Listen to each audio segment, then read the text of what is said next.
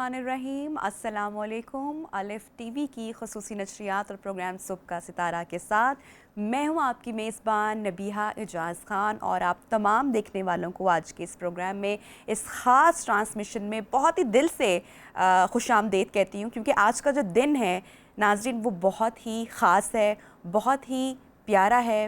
मेरे आका सल्लल्लाहु अलैहि वसल्लम आज ही के दिन दुनिया में तशरीफ़ लेकर आए। वो क्या ही मंज़र होगा, वो क्या ही वक्त होगा। आज की इस ट्रांसमिशन में आपकी शमूलियत में समझती हूँ कि ये कोई आम बात नहीं है, और इस महफ़िल का इनकाद करना, इस महफ़िल को सजाना, मैं समझती हूँ कि बड़ी ही हमारी खुशकिस्मती है। जो हमारी टीम, कैमरामैन्स, जितने भी लोग इस वक्त यहाँ पर मौजूद हैं वो तो इसका हिस्सा हैं ही, लेकिन उसके साथ साथ आप तमाम लोगों की भी खुशकिस्मती है, क्योंकि कहते हैं ना कि आका जिसको दावत देते हैं वही उस महफ़िल में उनका ज़िक्र कर सकते हैं। तो आज हम बात करेंगे मेरे आका सल्लल्लाहु अलैहि वसल्लम, अल्लाह के प्यारे महबूब, हमारे महबूब नबी के हवाले से, उनकी तालीमात के हवाले से, जिसका ज़िक्र करना मेरे ख़्याल से इबादत भी है और बीइंग मुस्लिम हम तमाम लोगों पर फ़र्ज़ भी है। दो कि आज की ट्रांसमिशन ये वक्त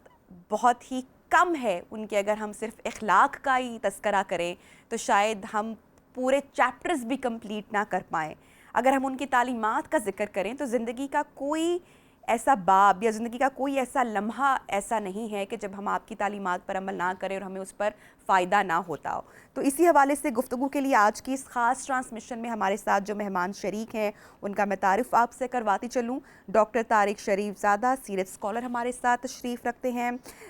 मुफस्सर कुरान अब्दुल शकूर हक्कानी साहब मज़हबी स्कॉलर हमारे साथ मौजूद हैं। उसके साथ साथ सईद अहमद आफरीदी मज़हबी स्कॉलर, और आखिर में मोहम्मद फ़रीद हुसैन फ़रीदी नात ख़्वानी के लिए हमारे साथ तशरीफ़ रखते हैं। प्रोग्राम का आगाज़ डॉक्टर साहब आपसे करूँगी और उस लम्हे के तज़किरे से करना चाहूँगी कि वो क्या ही वक्त होगा, वो क्या ही मंज़र होगा जब अल्लाह के महबूब हज़रत मोहम्मद सल्लल्लाहु अलैहि वसल्लम इस दुनिया में तशरीफ़ लेकर आए। बिस्मिल्लाह रब्बी मोहम्मद करीम अलैहिस्सलातु तस्लीम। सबसे पहले तो यादावरी का शुक्रिया। और आज माह मीलाद की इन मुतबर्रक सातों में जब दुनिया भर के अंदर अल्लाह के रसूल सल्लल्लाहु अलैहि वसल्लम के साथ मोहब्बत करने वाले आपकी आमद की निस्बत और ताल्लुक़ से, आपके तज़किरों से अपनी महाफ़िल को, अपनी मजालिस को, अपनी नशिस्तों को आबाद किए हुए हैं,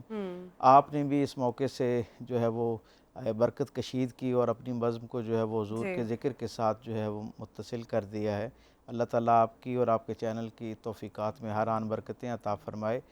सारा साल रसूल रहमत सल्लल्लाहु अलैहि वसल्लम का ज़िक्र जो है वो लोगों के दिलों को मुअत्तर करता रहता है, दिलों बेशक। पर आने वाले गफ़लत के ज़ंग को उतारने का ज़रिया और वसीला बनता है, और अल्लाह की मखलूक को अल्लाह के साथ जोड़ने का ज़रिया और वसीला बनता है। हर साल ये इशार पूरा जो है रसूलुल्लाह सल्लल्लाहु अलैहि वसल्लम के ज़िक्र से, महाफ़िल तज़किरों से, हुज़ूर की शख्सियत से, हुज़ूर की शख्सियत के अंदर मौजूद वो जो खैर के लाफ़ानी पहलू हैं बिल्कुल। उनके ज़िक्र से लोग जो है वो बरकत कशीद करते रहते हैं। लेकिन जैसे ही रबीउल अव्वल का महीना हमारी ज़िंदगियों में दाखिल होता है तो गोया ये जो हुज़ूर के तज़किरे का सिलसिला है ये अपने बामे उरूज पर पहुँच जाता है। इसलिए मैं अक्सर कहा करता हूँ कि माह रबीउल अव्वल को अगर सरकार दो आलम सल्लल्लाहु अलैहि वसल्लम सल्लल्लाहु अलैहि के वसल्लम। ज़िक्र का मौसम बहार कहा जाए तो गलत ना बहुत होगा, खूब। क्योंकि ये जितना तज़किरा हुज़ूर की निस्बत और ताल्लुक़ से इस एक महीने में अल्लाह की मखलूक तक पहुँचता है, शायद ही कोई और महीना उसके हिस्से में इतना बेशक, खैर आता हो। बेशक। रबीउल अव्वल जो है ये अरबी में रबी कहते हैं बहार को, और अव्वल कहते हैं पहली पहली बहार को। इसे रबीउन नूर भी कहते हैं, रबीउर रहमा भी कहते हैं। लेकिन क़िबला मुफ्ती साहब की मौजूदगी में इनकी तायद से मैं ये बात अपने सामीन और नाज़रीन को इस खुशगवार अदबी ज़ौक़ में शरीक करना चाहूँगा कि हज़रत हसन बिन साबित जो शायर दरबार रिसालत मआब सल्लल्लाहु अलैहि वसल्लम हैं, उन्होंने जब रसूल रहमत सल्लल्लाहु अलैहि वसल्लम के मनाक़िब बयान किए जी। और जहाँ उन्होंने हुज़ूर की शान का तज़किरा करते हुए हुज़ूर की विलादत का अहवाल जी। बयान किया, वहाँ इस महीने को उन्होंने रबीउर रहमत कह के नहीं पुकारा, रबीउन नूर कह के नहीं पुकारा, रबीउल अव्वल कह के नहीं पुकारा, बल्कि इसे रबीउद दाइम कह के पुकारा है। अच्छा। यानी रबीउद दाइम का मतलब एक ऐसी बहार जो हमेशा रह जाने वाली बहुत हो। खूब। और किसी ने पूछा कि आपने अरबों के यहाँ तो इसका जो उर्फ़ में नाम था वो रबीउल अव्वल ही था, तो आपने इसको रबीउद दाइम के तौर पर एक नई इस्तिलाह के साथ कैसे मुतारिफ़ करवाया अदब में? तो उन्होंने कहा कि اس سے پہلے ہر سال جب یہ مہینہ آتا تو اپنے ساتھ ایک بہار کو لے کر آتا، اور وہ بہار کچھ وقت کے لیے، بعض دفعہ کچھ دن رہتی، بعض دفعہ کچھ ہفتے رہتی، اور بعض دفعہ کچھ مہینے رہتی، لیکن پھر یہ بہار جو ہے وہ خزاں میں تبدیل ہو جایا کرتی۔ کہتے ہیں میں قربان جاؤں عام الفیل کے اس موسم بہار پر، اس ربیع الاول پر، کہ جس میں ایک ایسی رحمت کا نزول ہوا، ایک ایسی بہار کا نزول ہوا کہ جس نے کبھی رہتی دنیا تک پھر کبھی زوال کا منہ نہیں دیکھنا سبحان تھا، اللہ، کیونکہ سبحان یہ ایک اللہ، ایسے محبوب رسول کی صلی آمد اللہ کا علیہ وآلہ مہینہ ہے، وسلم۔ یہ ایسے کریم رسول کی زندگی کا تذکرہ ہے، آپ کی ولادت کا ذکر جمیل ہے کہ جس نے آ کر انسانوں کو انسانوں کی غلامی سے نجات دلائی، اور یہ جو ایک تپتی ہوئی مخلوق تھی نا، جو اب جس کی سانس پھولتی جا رہی تھی ظلم کی وجہ سے، استحصال کی وجہ سے، بربریت کی وجہ سے، اس پہ گویا اللہ کی طرف سے سایہ رحمت بن کر یہ ہستی آئی، اور شاید اسی وجہ سے جب حضرت جعفر طیار سے نجاشی نے پوچھا نا کہ آپ سے پہلے جتنے بھی انبیاء و مرسلین آئے ان کے اوپر اللہ نے جو کلام نزول فرمایا، اس کلام کے اندر اس نبی کو اللہ کسی خاص لقب سے اکثر پکارتا ہے جو اس کی شخصیت کا پورا تعارف کروانے کی صلاحیت رکھتا ہے۔ آپ کے نبی پہ جو کلام اترا، کیا اس کے اندر کوئی ایسی چیز، کوئی ایسا کلمہ، کوئی ایسی آیت، کوئی ایسا لقب موجود ہے کہ جسے سن کر، جسے پڑھ کر، جسے جان کر آپ کے رسول کی شخصیت کا پورا احاطہ کیا جا سکے یا تصور قائم کیا جا سکے؟ گویا ایسا کوئی کلمہ، ایسی کوئی آیت رسول رحمت صلی اللہ علیہ وسلم جو ہیں ان کے کلام میں موجود ہے کہ جسے جاننے کے بعد حضور کی پوری شخصیت کو تصور کیا جا سکے۔ تو حضرت جعفر طیار رضی اللہ تعالیٰ عنہ نے فرمایا کہ ویسے تو قرآن از اول تا آخر سارے کا سارا ہی رسول رحمت صلی اللہ علیہ وسلم کی نعت ہے، حضور کی صفات پر مبنی ہے۔ اللہ اپنے محبوب کو بہت سارے عزتوں والے ناموں اور القابات سے پکارتا ہے، لیکن وہ ایک آیت جو میرے رسول کی شخصیت کا کامل تعارف ہو سکتی ہے، وہ آیت ہے وَمَا أَرْسَلْنَاكَ إِلَّا رَحْمَةً لِلْعَالَمِينَ، کہ ہم نے آپ کو سارے عالمین کے لیے رحمت بنا کر بھیجا ہے۔ یہ ایک ایسے محبوب رسول کا تذکرہ ہے کہ جس کے تذکرے کے ساتھ ہی جو پہلا تصور انسان کی زندگی میں آتا ہے، جو پہلا خاکہ انسان کے پردہ تخیل کے اوپر نمودار ہوتا ہے، وہ رحمت اور شفقت کا ہے۔ یہ ایسے کریم رسول کی زندگی ہے۔ میں اکثر یہ کہا کرتا ہوں سیرت کے ایک ادنا طالب علم کے طور پر کہ انبیاء و مرسلین میں سے جتنے نبیوں کا احوال انسانوں کے پاس آج تک محفوظ ہے، آپ ان سب کی زندگیوں کا مطالعہ کریں تو ہر نبی کو اس کے پیغام کی تقویت کے لیے اپنی جو سامعین ہیں ان کے ساتھ ان تک اپنا پیغام بہتر انداز میں پہنچانے کے لیے اللہ ان کی معجزوں کے ساتھ نصرت بہت فرماتا ہے۔ خوب، بہت خوب، تو ہم یہ دیکھتے ہیں کہ رسول اللہ صلی اللہ علیہ وسلم سے پہلے سارے نبیوں کو اللہ نے مختلف معجزات سے نوازا۔ بالکل، حضرت عیسیٰ علیہ السلام، جناب مسیح علیہ السلام کے بارے میں معروف ہے کہ سب سے زیادہ معجزات ان کی زندگی میں، اور ان کے ماننے والوں کے بقول ان کی تعداد 23 سے 29 ہے۔ پوری زندگی میں 23 یا 29 معجزات ہیں ان کی زندگی میں، لیکن میں قربان جاؤں اپنے رسول کی زندگی پر کہ جن کی زندگی کا ہر لمحہ اللہ نے معجزہ بنا کر بہت بھیجا۔ خوب، بہت خوب۔ عبدالشکور حقانی صاحب مفسر قرآن بھی ہمارے ساتھ موجود ہیں ان کانورسیشن، اور سر میں آپ سے جاننا چاہوں گی، اس دور جہالت کا ذکر کرنا چاہوں گی جو میرے آقا صلی اللہ علیہ وآلہ وسلم کے ظہور سے پہلے جو وہاں کا مسلمان لوگ تھے، دین ابراہیمی پر تھے، لیکن کس طرح سے بت پرست تھے، بتوں کی پوجا وہاں پر کیا کرتے تھے، اور کس طرح جہالت میں تھے، کیا ظلم و ستم کی داستانیں وہاں پر ہوتی تھیں۔ بسم اللہ والصلاة والسلام علی رسول اللہ وعلی آلہ واصحابہ اجمعین الی یوم الدین۔ نبی پاک صلی اللہ علیہ وسلم کی آمد جس معاشرے میں ہوئی، اس معاشرے میں کوئی جرم یا گناہ ایسا نہیں تھا جو نہ پایا جاتا۔ جہالت عام تھی، قتل و غارت عام تھی، شراب نوشی عام تھی، یہاں تک کہ بچیوں کو زندہ دفن کرنا یہ عام تھا۔ 14ویں پارے میں اللہ تعالیٰ فرماتے ہیں کہ جب ان میں سے کسی کو خوشخبری سنائی جاتی کہ اللہ نے تمہیں بیٹی دی ہے تو وہ اسے خوشخبری نہیں سمجھتا تھا بلکہ اپنے لیے ذلت سمجھتا تھا، اور وہ یہ سوچتا تھا ایمسکون علی ہون ام یدسہ فی التراب، کہ میں غیرت مند بن کر اسے زندہ دفنا دوں اور یا بغیرت بن کر اپنے پاس رکھوں۔ صحیح۔ یعنی اس زمانے میں غیرت کا معیار یہ تھا کہ جو بیٹی کو زندہ دفن کر دے وہ بڑا غیرت مند ہے، اور جو بیٹی کو اپنے گھر میں رکھے کہتے بڑا بے غیرت ہے، اس کے گھر میں بیٹی ہے۔ یہ تو نبی پاک صلی اللہ علیہ وسلم نے تشریف لا کر امت کو بتایا ہے، انسانیت کو بتایا ہے کہ اللہ نے عورت کو کیا فضیلتیں دی ہیں، کیا شانیں دی ہیں۔ اور نبی پاک صلی اللہ علیہ وسلم نے فرمایا کہ اگر تم 3 بیٹیوں کو پالو گے، پرورش کرو گے، چاہے وہ بہنیں ہوں، بیٹیاں ہوں، جیسے بھی ہوں، 3 ہوں، تو میں اسے جنت کی ضمانت دیتا ہوں۔ تو حضرت عائشہ رضی اللہ تعالی عنہا نے پوچھا یا رسول اللہ اگر 3 نہ ہوں 2 ہوں تو پھر فرمایا 2 پہ بھی خوشخبری، پھر فرمایا اگر 1 ہو، فرمایا چلو 1 پہ بھی خوشخبری دے دیتا ہوں۔ تو نبی پاک صلی اللہ علیہ وسلم نے بچی کو زندہ رکھنے اور اس کی تربیت کرنے، اس کو پالنے، اس کو پڑھانے، اس کو ادب سکھانے اور پھر اس کی شادی کرانے تک کے سارے معاملات اللہ کے نبی نے بتائے ہیں، سکھائے ہیں۔ اور اسی لیے آپ صلی اللہ علیہ وسلم کا ایک ارشاد یہ بھی ہے، جس عورت کے ہاں پہلے بیٹی پیدا ہو وہ عورت سعادت مند ہوتی ہے، یعنی خوش نصیب ہوتی ہے وہ عورت جس کے ہاں پہلے بیٹی پیدا ہو۔ زمانہ جاہلیت میں تو چونکہ عیب سمجھا جاتا تھا اور زندہ دفن کر دیتے تھے،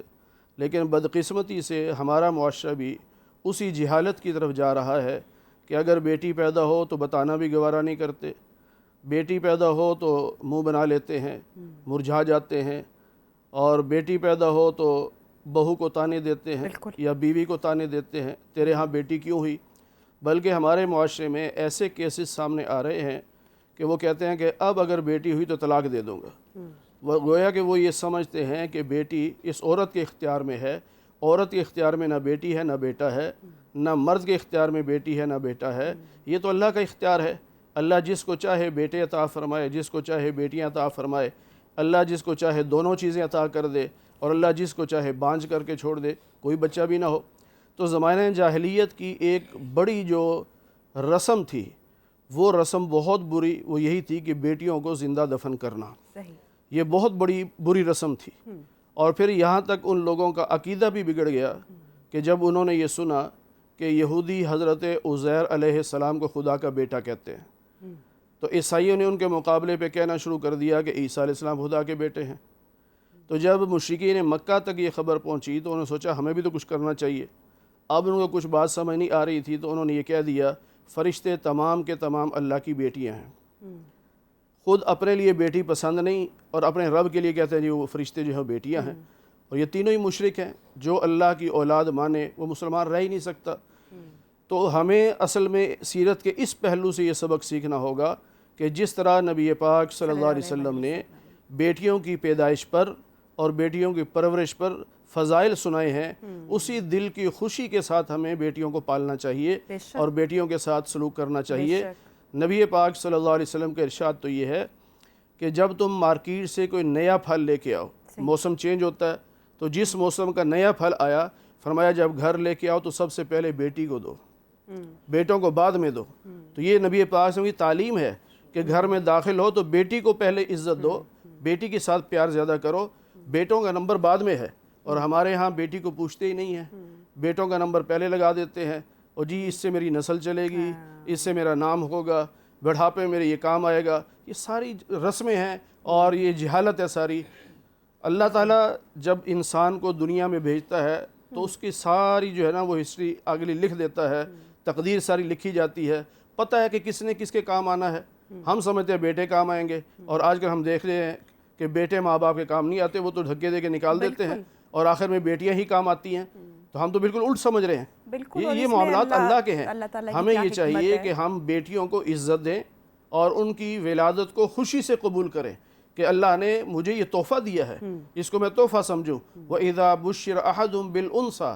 اللہ کہتے ہیں جب کسی کو بیٹی کی خوشخبری دی جائے، اور پھر جہاں اللہ نے ذکر فرمایا اولاد کے دینے کا تو وہاں بھی پہلے بیٹی کا ذکر کیا، يَهَبُ لِمَن يَشَاءُ إِنَاثًا، اللہ جسے چاہے بیٹی کا تحفہ دے، بیٹے کا ذکر بعد میں ہے۔ اور پھر اگر بیٹی نعوذ باللہ اچھی نہ ہوتی یا بیٹیوں کی ولادت اچھی نہ ہوتی تو کیا اللہ تعالیٰ اپنے محبوب کو 4 بیٹیاں دیتے؟ اللہ نے اپنے محبوب کو 4 بیٹیاں دی، پھر بیٹے بھی 3 دیے، لیکن وہ بچپن میں فوت ہو گئے. لیکن نبی پاک صلی اللہ علیہ وسلم نے ان بیٹیوں سے لاڈ کیا ہے, پیار کیا ہے, ان کی تربیت کی ہے, یہاں تک کہ حضرت فاطمہ رضی اللہ تعالی عنہا جو خاتون جنت ہیں, آپ کی لاڈلی بیٹی ہیں, سب سے چھوٹی ہیں, تو جب وہ تشریف لاتی تو نبی پاک کھڑے ہو کے استقبال کرتے, اور جب نبی پاک سے تشریف لے جاتے تو حضرت فاطمہ بھی کھڑے ہو کے استقبال کرتی. وہ تو چلو والد ہیں اور نبی ہیں, اس میں بندہ کہہ سکتا ہے, لیکن یہ جملہ تو سمجھنے والا ہے نا کہ جب بیٹی آتی ہے تو نبی, وقت کے نبی وہ کھڑے ہو جاتے ہیں جو اللہ کے بعد پوری کائنات میں سب سے بڑے ہیں, وہ استقبال کر رہے ہیں. تو اسی ایک جملے سے, اس عمل سے ہمیں سمجھ لینا چاہیے کہ ہمیں اپنی بیٹیوں کے ساتھ کیسا سلوک کرنا چاہیے. خاتون اول بی بی فاطمہ کا آپ نے تذکرہ کیا, اس پر ضرور پروگرام میں آگے چل کر بات کریں گے. کتنا خوبصورت طریقے سے میرے آقا صلی اللہ علیہ وآلہ وسلم نے جس طریقے سے محبت کا اظہار کیا. دراصل وہ جو امت مسلمہ ہیں, ہم لوگوں کی تربیت کرنا مقصد تھا. بدقسمتی یہ ہے کہ شاید ہم اپنے مذہب سے اتنی دوری اختیار کر چکے ہیں کہ ہم شاید اپنے دین سے اتنا دور ہیں کہ ہم اس طریقے سے اس پر عمل نہیں کر پا رہے, اور وہ جو پیغام ہے وہ سمجھ نہیں پا رہے ہیں. فریدی صاحب, بچپن کی میرے آقا صلی اللہ علیہ وآلہ وسلم کی بات کرتے ہیں, ان کا بچپن کس طریقے سے گزرا, کوئی قصہ, کوئی واقعہ روشنی فرمائیے گا. بسم اللہ الرحمن الرحیم. سب سے پہلے تو میں آپ کو اور آپ کی پوری ٹیم کو مبارکباد پیش کرتا ہوں کہ اس ماہ مبارک میں اور مبارک دن کے حوالے سے کریم آقا علیہ السلام کی سیرت کی باتیں بھی ہو رہی ہیں اور سورت کی باتیں بھی ہو رہی ہیں. سورت پہلے ہے, سیرت بعد میں ہے, تو سورت کا تذکرہ بھی ہونا چاہیے, سیرت کا تذکرہ بھی ہونا چاہیے. ڈاکٹر صاحب فرما رہے تھے, معجزات کا ذکر کر رہے تھے, تو ہمارا جو عشق اور ہماری جو محبت ہے اس کا تقاضا یہ ہے, جس کی بنا پر ہم یہ جملہ بولتے ہیں کہ اللہ رب العزت نے اپنے پیارے محبوب کو سراپا معجزہ بنا کر بھیجا ہے. وہ معجزات, وہ نشانیاں لوگ آ کر دیکھا کرتے تھے, کلمہ پڑھ کے اسلام میں داخل ہوتے تھے, لیکن ایک نہیں کئی واقعات ایسے ہیں, جیسے عبداللہ بن سلام رضی اللہ تعالیٰ عنہ جیسی شخصیات جنہوں نے صرف ہمارے رسول کی صورت کو دیکھا اور فوراً اندر سے گواہی آئی کہ یہ چہرہ کسی جھوٹے کا نہیں ہو سکتا, یہ سچے نبی سچے رسول کا چہرہ ہے. آپ بچپن سے لے کے 63 سالہ آپ کی حیات طیبہ دیکھ لیں کہ کتنی خوبصورت آپ کی حیات طیبہ ہے. 40 سال کے بعد جا کے اعلان نبوت فرمایا. مکے والوں کو تو بعد میں بتایا کہ میں اللہ کا نبی ہوں, لیکن 40 سالہ زندگی ولادت سے لے کر 40 سال تک اتنی خوبصورت آپ کی حیات اور آپ کی سیرت اور صورت ہے کہ وہی مکہ والے جو بعد میں آپ کی جان کے دشمن بنے, وہی آپ کو صادق بھی پکارتے رہے اور آپ کو امین بھی پکارتے رہے. یعنی صداقت اور امانت دو ایسی صفات ہیں جو اللہ رب العزت نے پہلے دن سے ہی آپ کے اندر رکھی. منہ مبارک سے لے کر آپ کے قدم مبارک تک آپ تو سراپا معجزہ تھے, نشانی بن کر آئے تھے.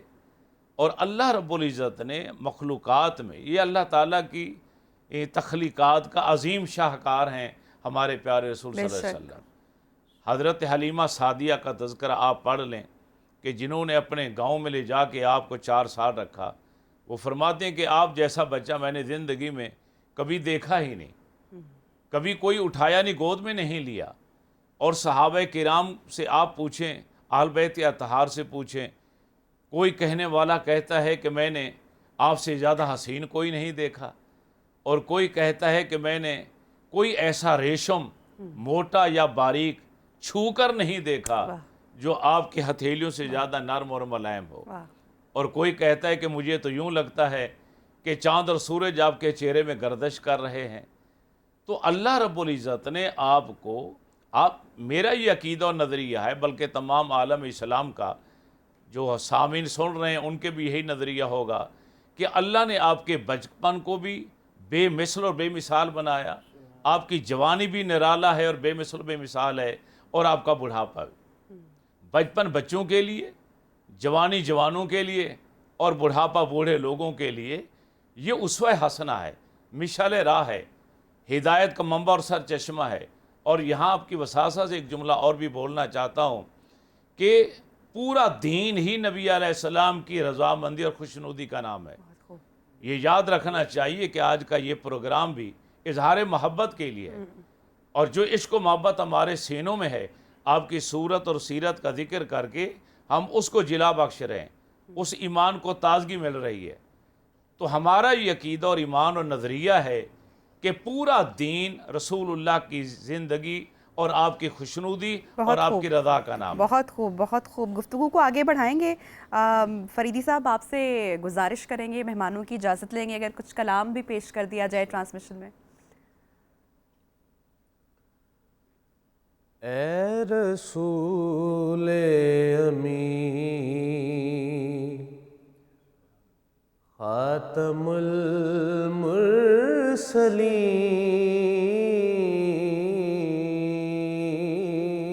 اے رسول امین خاتم المرسلین،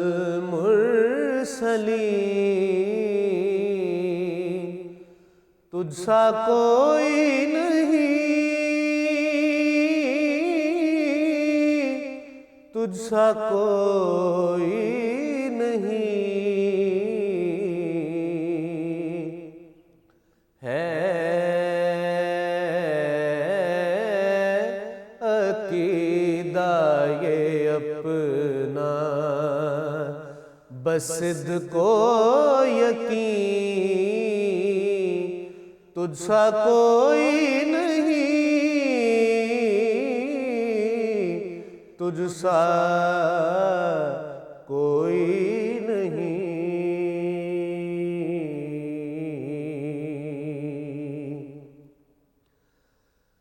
دست قدرت نے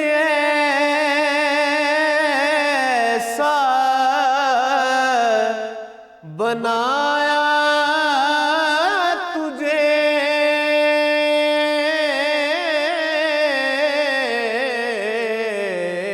دست قدرت نے ایسا بنایا تجھے، جملہ صاف سے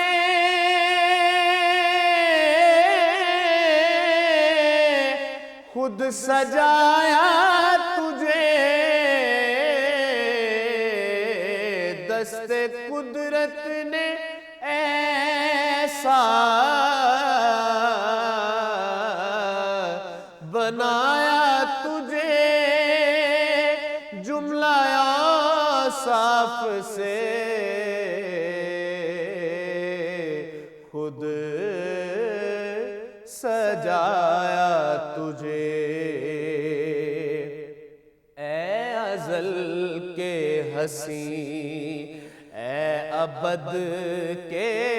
حسین، تجھ سا کوئی نہیں، تجھ سا کوئی نہیں، اے رسول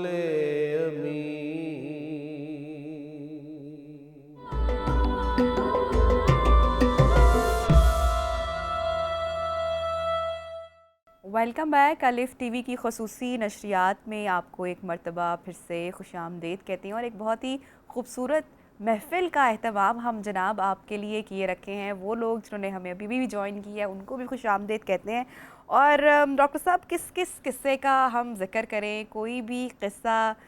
سیرت کا، اخلاق کا کوئی بھی واقعہ جو ہے وہ اتنا ہی خوبصورت ہے، لیکن خاص کر میں اب آغاز کرنا چاہوں گی گفتگو کا اس موقع سے، اس لمحے سے کہ جب میرے آقا صلی اللہ علیہ وآلہ وسلم کئی سال غار حرا میں اللہ تعالیٰ کی عبادت کر رہے ہیں، اور اس کے بعد وہ دن آتا ہے کہ جب جبرائیل علیہ السلام جو ہیں وہ اللہ کا کلام لے کر نازل ہوتے ہیں اور آپ پر جو کیفیت طاری ہوتی ہے، بڑی خوبصورت قصہ ہے۔ میں چاہوں گی اس پر اگر آپ تھوڑی سی روشنی فرمائیے گا۔ بسم رب محمد کریم علیہ الصلوۃ والتسلیم۔ جیسا کہ پچھلے سیگمنٹ میں ہم نے اپنے سامعین اور ناظرین کو اس خیر میں شریک کیا کہ رسول رحمت صلی اللہ علیہ وسلم کی زندگی کا ہر لمحہ جو ہے وہ معجزہ نما ہے، بے شک، اور ہر اینگل سے، ہر زاویہ نگاہ سے جب رسول اللہ صلی اللہ علیہ وسلم کی زندگی کو جاننے کی کوشش کرتے ہیں تو ہم تک اس کے اندر خیر کے ایسے دبستان ہمیں کھلتے ہوئے نظر آتے ہیں، جو رہتی دنیا کے سارے انسانوں کے لیے ہدایت کاملہ کا ذریعہ اور وسیلہ بنتے ہیں۔ کسی بھی نبی کی زندگی کے اندر وہ لمحہ بڑا رجحان ساز، تاریخ ساز ہوتا ہے جب براہ راست اللہ اپنے کلام کو، اپنی امانت کو، اپنے پیغام کو اپنے رسول کے قلب اطہر کے اوپر جو ہے القاء فرماتا ہے، اس کا نزول ہوتا ہے۔ رسول اللہ صلی اللہ علیہ وسلم جو ہیں ان کی زندگی کے اندر بھی جب یہ لمحہ آتا ہے تو ہم دیکھتے ہیں کہ وہ کیونکہ میرے رسول کی زندگی ساری انسانیت کے لیے اسوہ کامل ہے، کامل نمونہ ہے، تو حضور کی زندگی کا کوئی پہلو بھی جو ہے وہ در حقیقت ایک استعارے کے طور پر انسانی زندگی میں روشنی کا ذریعہ بنتا ہے۔ یعنی رسول اللہ صلی اللہ علیہ وسلم کا یہ زندگی کا منظرنامہ جس کی طرف آپ نے اشارہ کیا، یہ وہ لمحہ ہے جب سرکار دو عالم صلی اللہ علیہ وسلم تجارت میں اپنا ایک تشخص قائم کرنے کے بعد معاشرے کے اندر بطور صادق اور امین، آپ تصور کیجئے نا یہ کون سا معاشرہ ہے جہاں آپ صادق اور امین کے طور پر معروف اور مقبول ہیں۔ اس زمانے کے غیر مسلم مورخین جو عرب ہسٹورینز ہیں وہ یہ لکھنے پر مجبور ہیں کہ رسول اللہ صلی اللہ علیہ وسلم کو مکے اور اس کے گرد و نواح میں آباد جو قبائل تھے ان کے ہاں آپ کے اسم ذاتی یعنی لفظ محمد سے آپ کو کم پہچانا جاتا تھا اور صادق اور امین کے القابات سے زیادہ پہچانا جاتا تھا۔ تصور کیجئے کہ انسانی تاریخ کے بدترین معاشرے کو اللہ نے اپنا سب سے بہترین رسول عطا کیا۔ آپ ابھی قبلہ مفتی صاحب اس منظرنامے میں ہمیں شریک کر رہے تھے کہ اس کی پستی کا کیا عالم تھا۔ یہ وہی معاشرہ ہے سامعین و ناظرین کہ جس کا حال یہ ہے کہ غلام جو ہے وہ اب سر کے اوپر بال رکھنے کی اجازت نہیں رکھتا اس معاشرے کے اندر، اور اگر دوران گفتگو مالک بات کر رہا ہو اور غلام جو ہے وہ بیچ میں ٹوک دے نا تو اس کی ناک کاٹ دی جایا کرتی تھی تاکہ رہتی زندگی تک جہاں سے یہ گزرے لوگوں کو پتہ چلے کہ اس نے اپنے مالک کی شان میں گستاخی کر رکھی ہے۔ ایسا معاشرہ جہاں سائے کی موجودگی کے باوجود اپنے مالک کے سامنے غلام سائے میں کھڑا نہیں ہو سکتا تھا، اسے دھوپ میں کھڑا رہنا پڑتا تاکہ دور سے دیکھنے والا تعین کر سکے کہ مالک کون اور غلام کون ہے۔ ایسے گھٹن کے ماحول کے اندر، ایسے اضطراب اور انسانیت سوز ماحول کے اندر، یعنی آپ تصور کیجئے نا کہ اس معاشرے کے اندر کس درجے کی گھٹن موجود تھی، انسان کس طرح انسان کا استحصال کرتا ہوا نظر آتا ہے، اور پھر اللہ کو اپنی جو مخلوق ہے اس کے اوپر خاص رحمت کا جو ہے وہ اللہ ارادہ فرماتا ہے اور ان میں رسول رحمت کو مبعوث فرماتا ہے، اور پھر رسول رحمت کی زندگی میں آپ کے کردار کی اس عظمت کی گواہی جب معاشرہ پورا دینا شروع کر دیتا ہے، اور اعلانیہ آپ کے بارے میں عرب مورخین یہ لکھتے ہیں کہ قبائل کے سردار جو تھے وہ اپنے نوجوان بچوں کو جنہوں نے آگے قیادت سنبھالنا ہوتی تھی قبائل کی، انہیں نصیحت کیا کرتے تھے کہ اپنے آپ کو ان خصائل، ان خوبیوں سے مصفہ کرو جو محمد بن عبداللہ صلی اللہ علیہ وسلم کے اندر موجود ہیں۔ تو حضور کی بطور شخصیت، یہ وہ منظرنامہ ہے جس کی طرف آپ نے اشارہ کیا، اس وقت تک بطور شخصیت حضور کا جو ایک مقام اور مرتبہ ہے وہ اس معاشرے کے اندر مسلمہ ہو چکا ہے۔ لوگ آپ کے جو اخلاق حسنہ ہیں، آپ کا اخلاق ہے، آپ کا کردار ہے، آپ کی سیرت ہے، آپ کی صورت ہے، اس کے بارے میں اعلانیہ متفق ہو چکے ہیں کہ آپ سے بہتر اس معاشرے میں کوئی شخص موجود نہیں ہے، لیکن اس کے باوجود اس لمحے میں جب اس منظرنامے کے اندر اللہ کے رسول صلی اللہ علیہ وسلم کے قلب اطہر پر اللہ اپنی وحی کا القاء فرماتا ہے اور ایک رہتی دنیا کے سارے انسانوں کے لیے ازلی ابدی ایک پیغام بھیجا جاتا ہے، وہ امانت سپرد کر دی جاتی ہے جس امانت نے آگے چل کے ساری دنیا کی جو تاریک راہیں ان کو روشنی عطا کرنا ہوتی ہے۔ قرآن حکیم کی وہ ابتدائی آیات جو ہیں، غار حرا کا نصیب جاگتا ہے اور اس کے جو وہاں پر موجود پتھر ہیں ان کو اللہ ایک لافانی عزت سے ہمکنار کرنے لگتا ہے کہ جبرائیل امین حاضر ہوتے ہیں اور اللہ کے رسول صلی اللہ علیہ وسلم کی بارگاہ میں اللہ کی دی ہوئی وہ امانت حضور کے سپرد کر دیتے ہیں، اور وہ 5 آیات کا تحفہ لے کر میرے کریم رسول جب اپنے شہر یعنی اپنی بستی مکہ کی طرف روانہ ہوتے ہیں، اور رسول اللہ صلی اللہ علیہ وسلم کا عالم یہ ہے کہ جناب علی کرم اللہ وجہ الکریم فرماتے ہیں کہ میں رسول اللہ صلی اللہ علیہ وسلم کے ساتھ پیچھے پیچھے آ رہا تھا، اور عموماً معمول یہ ہوتا تھا کہ حضور کی رفتار غار حرا کی طرف جب حضور پہاڑی چڑھ رہے ہوتے تھے تو عمومی تقاضا یہ ہوتا ہے کہ چڑھائی چڑھتے وقت بندہ آہستہ چل رہا ہوتا ہے اور اترتا تیز رفتاری کے ساتھ ہے۔ وہ حضرت علی کرم اللہ وجہ الکریم فرماتے ہیں کہ حضور کو غار حرا سے اتنی رغبت تھی، اتنی حضور کی اس کے ساتھ انسیت اور محبت بن گئی تھی کیونکہ وہ خلوت خاص تھی، وہاں آپ اللہ کے ساتھ راز و نیاز کیا کرتے تھے، اپنی التجائیں، اپنی باتیں اللہ کے ساتھ کیا کرتے تھے، اپنی عرضیاں اللہ کی بارگاہ میں پیش کیا کرتے تھے۔ اس خلوت گاہ کے ساتھ حضور کی انسیت کا یہ عالم تھا کہ حضور جب مکے سے نکلتے تو جوں جوں غار حرا کی سمت آپ کا سفر کم ہوتا جاتا، حضور کی رفتار جوش کے سبب بڑھتی جاتی. لیکن وہ کہتے ہیں حضور جب وہاں سے دوری اختیار کرتے واپس آتے، جو روٹین کی معمول تھا، 3.5 سال تک کم و بیش یہ حضور کا مزاج رہا اور ذوق رہا. حضرت علی فرماتے ہیں کہ میں نے پہلی مرتبہ یہ بات دیکھی کہ سرکار دو عالم صلی اللہ علیہ وسلم جس وقت غار حرا سے نیچے اتر رہے ہیں تو آپ کی رفتار جانے والی رفتار سے زیادہ تیز تھی. آپ واپس آتے ہیں اور اپنے کاشانہ رحمت کے اندر اپنے گھر کے اندر تشریف لاتے ہیں. حضرت خدیجہ الکبریٰ سلام اللہ علیہا کو مخاطب کر کے بتاتے ہیں کہ آج کا مارکہ یہ ہے، اور بشری تقاضے کے تحت سرکار دو عالم صلی اللہ علیہ وسلم کے جسم عطر کے اوپر جو ہے وہ ایک راشے کی کیفیت ہے. تو آپ کہتے ہیں کہ مجھے اپنے نفس سے جو ہے وہ خطرہ ہے. تو جناب خدیجہ الکبریٰ وہ کن عالمگیر الفاظ میں سرکار دو عالم صلی اللہ علیہ وسلم کی ڈھارس بندھاتی ہیں. میں چاہوں گا کہ اس پہ مفتی صاحب یقیناً کلام کریں گے، لیکن صرف ایک اس میں عقدہ میں بیان کرتا جاؤں کہ حضرت خدیجہ الکبریٰ نے 5 صفات بیان کی کہ آپ کا رب آپ کو کبھی تنہا نہیں چھوڑے گا، کبھی آپ کو بے یار و مددگار نہیں چھوڑے گا. کیوں کہ آپ کے اندر یہ 5 صفات پائی جاتی ہیں. ان 5 کی 5 صفات میں کسی ایک کے اندر بھی عرف عام میں جسے ہم عبادت سمجھتے ہیں اس کا تذکرہ نہیں ہے. حالانکہ حضور تو وہ ساری اذکار بھی کرتے تھے، نوافل بھی، سارا معاملہ حضور کے معمول کا حصہ تھا. لیکن 5 کے 5 معاملات وہ ہیں جو حقوق العباد کے ساتھ وابستہ ہیں، انسانوں کے ساتھ. میرے کریم رسول کا جو لوگوں کے ساتھ معاملہ تھا نا، غریبوں کی مدد کرنا، بے یاروں کے قرض اتارنا، تو سرکار دو عالم صلی اللہ علیہ وسلم کی ان 5 صفات کی بنیاد پر خدیجہ کو یقین کامل ہے کہ آپ کا رب آپ کو بے یار و مددگار نہیں چھوڑے گا. یہی سے اگر آپ کنٹینیو کریں کہ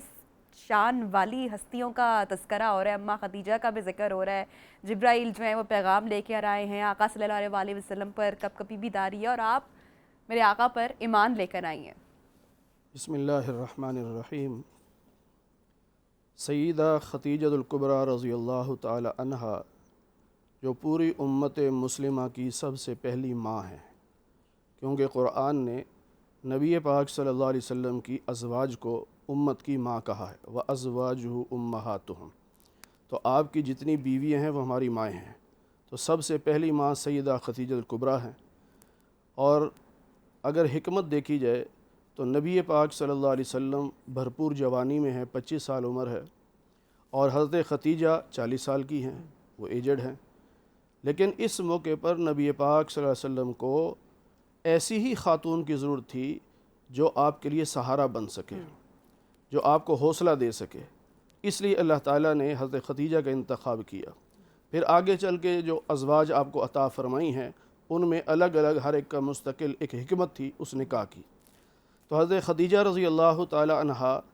خواتین میں سب سے پہلے ایمان لانے والی ہیں. بچوں میں سب سے پہلے ایمان لانے والے سیدنا علی المرتضیٰ رضی اللہ تعالی عنہ ہیں، اور غلاموں میں سب سے پہلے ایمان لانے والے حضرت زید بن حارثہ رضی اللہ تعالی عنہ ہیں، اور مردوں میں سب سے پہلے سیدنا ابوبکر صدیق رضی اللہ تعالی عنہ ایمان لانے والے ہیں. اب ظاہری بات ہے آپ غار حرا سے جب تشریف لائے تو گھر گئے سب سے پہلے،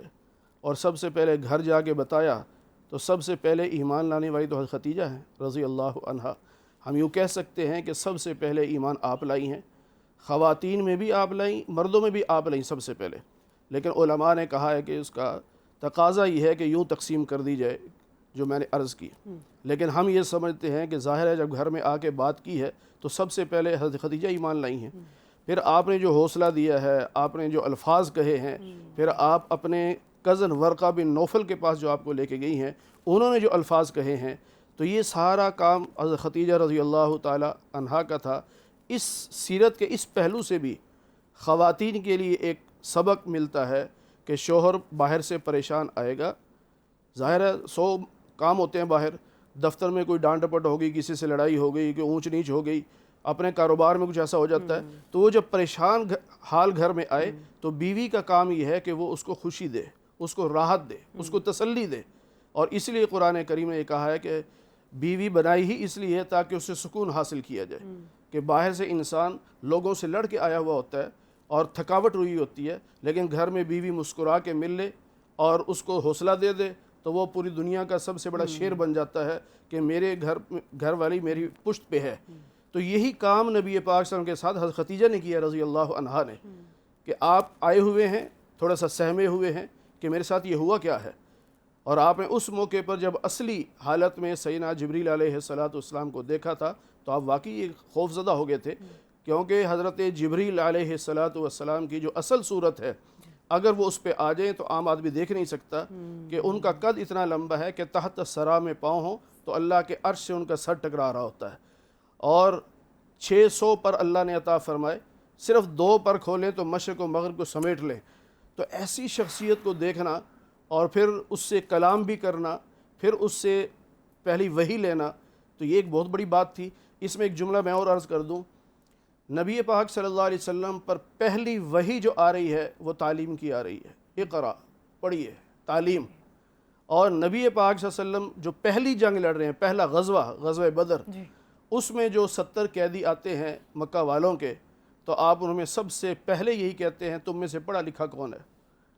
جو پڑھے لکھے تھے فرمایا تم ہمارے اتنے بندوں کو پڑھا دو ہم تمہیں رہا کر دیں گے۔ تو یہ تعلیم کی اہمیت ہمارے نبی کے ہاں، اور نبی پاک صلی اللہ علیہ وسلم نے خود فرمایا انما بعثت معلما، میں تو استاد بنا کے بھیجا گیا ہوں، معلم بنا کے بھیجا گیا ہوں، لیکن ہماری بدقسمتی دیکھیں ہم سب سے کم بچڑی تعلیم پہ خرچ کرتے، تو ہم کیسے ترقی کر سکتے ہیں؟ ہمارے نبی پاک صلی اللہ علیہ وسلم نے اپنے عمل سے بتایا اگر ترقی کرنا چاہتے ہو تو پھر تعلیم سب سے پہلے ہے، سب سے پہلے تعلیم۔ اللہ کا بھی حکم یہی ہے، اقرا، پہلا حکم یہی ہے تعلیم، اور اللہ کے نبی صلی اللہ علیہ وسلم کا جو پہلی ایک قسم کی شرط ہے قیدیوں کے ساتھ وہ بھی تعلیم کی ہے۔ تو ہمیں تعلیم پہ زور دینا چاہیے۔ تعلیم اب یہ لوگوں نے تقسیم کر دیا کہ یہ دینی تعلیم ہے، یہ دنیاوی تعلیم ہے یہ ساری تعلیمات ہیں، بالکل ساری تعلیمات کو عوام میں پھیلانا چاہیے، ہماری بچوں کو دینا چاہیے۔ اور حضرت خدیجہ رضی اللہ تعالی عنہا نے، عجیب بات یہ ہے کہ جب آپ نے یہ سنا پہلا واقعی کہ مجھ پر وحی آئی ہے میں اللہ کا رسول ہوں، تو حضرت خدیجہ نے گھر آ کے ساری وہ جو معاملات ہو گئے، اس کے بعد فرمایا کہ یا رسول اللہ صلی اللہ علیہ وسلم یہ مال میرا نہیں ہے، یہ آپ کا ہے، میری ساری دولت آپ کی ہے، جہاں چاہیں جب چاہیں جتنی چاہیں خرچ کر سکتے ہیں۔ تو یہ سب سے پہلی ایک سمجھیں کہ نبی پاک صلی اللہ علیہ وسلم کی خدمت اقدس میں تحفہ پیش کرنا، دولت کا تحفہ، تو یہ حضرت خدیجہ رضی اللہ عنہا کا ایک ان کی ایک فضیلت ہے۔ اور پھر اس پہ 2 پہلو اور ہیں، میں چاہتا ہوں اس پہ ٹائم تھوڑا سا مجھے مل جائے۔ علامہ سعید صاحب جو فرما رہے تھے کہ ایک نبی کی صورت ہے، ایک نبی کی سیرت ہے، تو میں چاہ رہا تھا اس پہ ایک ذکر اور بھی ہو جائے کہ نبی کی روح بھی ہے۔ اس پہ 2 لفظ یاد رکھیے، ہمارے نبی صلی اللہ علیہ وسلم کے ناموں میں سے 2 نام یہ ہیں، نبی الاول اور نبی الآخر۔ نبی الاول کیوں ہیں، نبی الآخر کیوں ہیں؟ اب بعض لوگ لڑتے رہتے ہیں کہ ہمارے نبی سب سے پہلے پیدا ہوئے، دوسرے کہتے ہیں نہیں سب سے آخر میں پیدا ہوئے۔ اور بھائی ہمارے نبی کی دونوں حیثیتیں ہیں۔ اللہ نے جب کائنات بنائی تو سب سے پہلے روحیں بنائی، روحوں میں جو سب سے پہلی روح ہے وہ ہمارے نبی پاک صلی اللہ علیہ وسلم کی ہے، تو روحوں کے لحاظ سے آپ سب سے پہلے نبی بن گئے۔ اور جب دنیا میں آنے کی باری آئی تو سب سے پہلے آدم علیہ السلام کو بنایا، ان کو بھیجا، پھر سارے انبیاء کے آخر میں ہمارے نبی پاک صلی اللہ علیہ وسلم کو اللہ نے بھیجا۔ تو دنیا میں تشریف لانے کے لحاظ سے آپ آخری نبی ہیں، اور روحوں کی پیدائش کے لحاظ سے آپ سب سے پہلے نبی ہیں۔ اس لیے مولانا محمد قاسم نانوتوی رحمۃ اللہ علیہ ہندوستان کے ایک بہت بڑے بزرگ گزرے ہیں اور دارالعلوم دیوبند کے وہ بانی ہیں، وہ فرماتے ہیں کہ سب سے پہلے مشیت کے انوار سے، سب سے پہلے مشیت کے انوار سے نقش روئے محمد بنایا گیا، پھر اسی نقش سے مانگ کر بزم کونوں مکان سجایا گیا۔ یہ ساری بہاریں دنیا میں جتنی بھی ہیں یہ ہمارے نبی پاک صلی اللہ علیہ وسلم کے صدقے سے ہیں۔ اگر آپ نہ ہوتے تو کائنات کے ذرے کو بھی وجود نہ ملتا۔ بہت خوب، بہت خوب۔ فریدی صاحب میں اس سے گفتگو کو آگے بڑھانا چاہوں گی جس طرح سے ہم ابھی بات بھی کر رہے ہیں، اور کتنی خوبصورتی سے آپ تمام لوگ بتا رہے ہیں کہ ہم اپنی لائف میں کیسے امپلیمنٹ کر سکتے ہیں ان تمام باتوں کو عملی طور پر، لیکن ہم فالو نہیں کر پا رہے۔ جیسے کہ ابھی مفتی صاحب نے پہلے گفتگو میں کہا کہ جو دور جہالت تھا، خواتین کے ساتھ کیا سلوک ہوتا تھا، تو ہم آج خواتین کے ساتھ یا اپنی بیٹیوں کے ساتھ کس طرح کیا سلوک روا رکھتے ہیں۔ پھر بات کی، بڑا اچھا پہلو نکلا تعلیم کا، کہ جو پہلا لفظ ہی جبرائیل علیہ السلام یہ جو وحی لے کر آتے ہیں، اقرا، پڑھنے کی تائید کی گئی، پڑھنے کا سبق دیا گیا۔ ہمیں اس پر بھی عمل کرنے کی ضرورت ہے کہ جو ہمارے ملک کے، جو ہمارے معاشرے کے اس وقت حالات و واقعات ہیں، ہم ان تمام چیزوں سے شاید بہت دور ہو چکے ہیں۔ یہی وہ تعلیمات ہیں نا جو سکھائی گئیں وقتاً فوقتاً، مختلف آپ کی لائف کے چیپٹرز ہیں، مختلف دور ہیں کہ ہمیں اس سے سیکھنا ہے۔ تبھی آپ کو کہا گیا نا کہ اسوہ حسنہ ہے، مکمل حسنہ ہے۔ تو اگر ہم اسے سیکھیں گے نہیں، اس پر عمل نہیں کریں گے، تو کیسے ہم ایک بہتر معاشرہ تشکیل دے سکتے ہیں؟ بسم اللہ الرحمن الرحیم۔ مفتی صاحب کی اور آپ کی گفتگو سے جو اشارے مل رہے ہیں میں اسی طرف آپ کو لے جانا چاہتا ہوں کہ دیکھیں کریم آقا علیہ السلام کا ارشاد ہے کہ میں ابراہیم علیہ السلام کی وہ دعا ہوں جو انہوں نے میرے لیے مانگی، آنا دعوت و ابی ابراہیم و بشارت عیسیٰ، اور عیسیٰ علیہ السلام کی بشارت ہوں، اور اپنی والدہ کا وہ خواب ہوں جو انہوں نے مجھے میری ولادت کے وقت دیکھا تھا۔ اب جو ابراہیم علیہ السلام کی دعا فرمایا کہ میں دعا ہوں، تو اس دعا کو آپ دیکھیں کہ ابراہیم علیہ السلام نے جو دعا مانگی اس کے اندر آپ نے ایک صفت بھی بیان کی کہ یا اللہ وہ رسول بھیج جو ان لوگوں کو تعلیم دے، اور اللہ تعالیٰ نے جو احسان جتایا وہ آیت کریمہ بھی لقد من اللہ علی المؤمنین اذ بعث فیہم رسولا، اس کے اندر بھی اللہ نے جو آپ کی 4 صفات بیان کی ہیں ان میں تعلیم کا ذکر ہے کہ یہ رسول وہ ہیں۔ ابراہیم علیہ السلام فرماتے ہیں یا اللہ وہ پیغمبر بھیج اپنا آخری کہ جو ان کو کتاب اور حکمت کی تعلیم دے، اور اللہ فرماتے ہیں کہ میں نے ایمان والوں پر احسان کیا اور انہیں وہ رسول عطا فرمایا جو انہیں کتاب اور حکمت کی تعلیم دیتا ہے، اور آپ فرماتے ہیں میں معلم بنا کر بھیجا گیا ہوں، اور پھر آپ فرماتے ہیں کہ مہد سے لے کر لحد تک تم تعلیم حاصل کرو۔ علم حاصل کرنا ہر مسلمان مرد و عورت پر فرض ہے۔ آج ہمارا المیہ یہ ہے کہ ہم اپنے بچوں کو تو تعلیم دیتے ہیں لیکن بچیوں کی طرف ہماری توجہ کم ہے، درست۔ اور جہاں تک عورت کا مقام کا تذکرہ بھی ہو رہا تھا، مفتی صاحب بھی ذکر کر رہے تھے، تو اسلام کی یہ خوبی اور حسن ہے کہ اس نے عورت کو بلندی عطا فرمائی، عروج عطا فرمایا۔ ایک خاتون نبی علیہ السلام کی بارگاہ میں آئی اور وہ تھوڑی سی غم زدہ تھی، آپ نے پوچھا کیا بات ہے؟ تو اس نے عرض کیا یا رسول اللہ صلی اللہ علیہ وسلم، یہ مرد حضرات تو ہم سے نیکیوں میں بڑھ گئے، ہم تو پیچھے رہ گئیں، یہ آپ کے ساتھ مسجد نبوی شریف میں جا کے نمازیں بھی ادا کرتے ہیں، یہ میدان جہاد میں جا کے آپ کے ساتھ جہاد میں شریک بھی ہوتے ہیں، اور ہم لوگ تو خواتین گھروں میں بیٹھی رہتی، ہم تو خالی ہنڈیاں روٹیاں پکانا اور بچوں کو سنبھالنا، ان کی تربیت۔ تو نبی علیہ السلام نے ارشاد فرمایا کہ بہت اچھا سوال ہے، ذرا سن کے جاؤ۔ پھر آپ نے جواب دیا، فرمایا جو عورت اپنے گھر کے اندر رہ کر 5 وقت کی نماز ادا کرتی ہے اس کو ثواب بھی اس مرد کی نماز کے برابر ملتا ہے جو مسجد کے اندر جا کے تکبیرہ اولیٰ کے ساتھ جماعت کے ساتھ نماز ادا کرتا ہے۔ اور پھر فرمایا کہ جو عورت اپنے گھر میں گھر کے کام کاج میں مصروف رہتی ہے، اللہ رسول کی فرما برداری، شوہر کی فرما برداری میں رہتے ہوئے اور شریعت کے حکم کو بجا لاتے ہوئے بچوں کی تربیت پرورش میں لگی رہتی ہے، جس طرح ایک مجاہد بارڈر پر سرحد پر کھڑے ہو کر فوجی پہرا دیتا ہے، جتنا ثواب اس کو ملتا ہے اتنا ثواب اس عورت کو مل رہا ہوتا ہے جو راتوں کو اپنی نیند قربان کر کے اپنے بچوں کے لیے اٹھتی ہے اور ان کی دیکھ بھال کرتی ہے۔ اور یہاں جیسے پہلے بات ہوئی تو اللہ کے پیارے محبوب کی پوری سیرت آپ اٹھا کر دیکھ لیں کہ کوئی شخص بھی ایسا نہیں ہے کہ جو کہے کہ میرے لیے عملی نمونہ نہیں آپ کی زندگی میں، وہ ان پڑھ ہے یا عالم ہے، یا وہ ایک دکاندار کاروباری کاشتکار آدمی ہے، یا وقت کا بادشاہ کیوں نہ ہو، ہمارے رسول کی پوری حیات کے اندر ہر ایک کے لیے عملی نمونہ ہے۔ کوئی حاکم ہے تو اس کے لیے بھی عملی نمونہ ہے، کوئی تاجر ہے تو اس کے لیے بھی عملی نمونہ بے ہے، شک، بے کوئی شک۔ استاد ہے تو اس کے لیے بھی، باپ ہے تو اس کے لیے بھی، بیٹا ہے تو اس کے لیے بھی، شوہر ہے تو اس کے لیے بھی،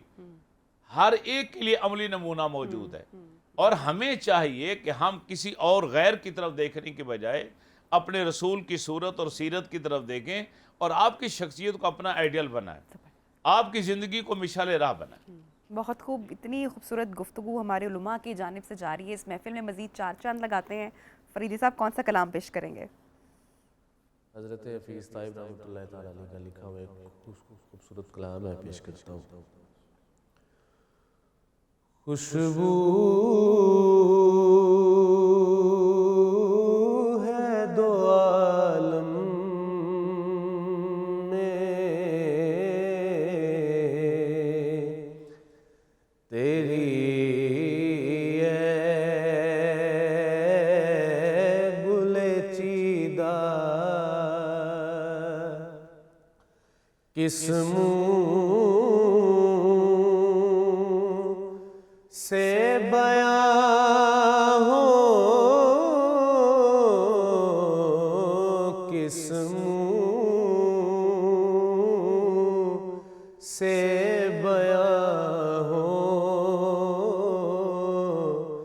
تیرے اوصاف حمیدہ تجھ سا کوئی آیا ہے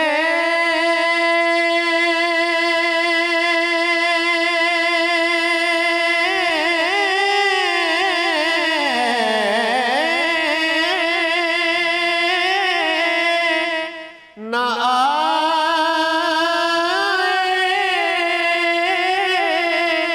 گا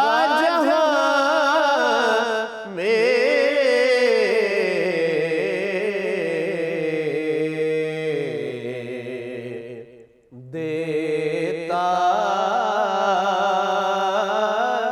ہے گواہی یہی عالم کا جریدہ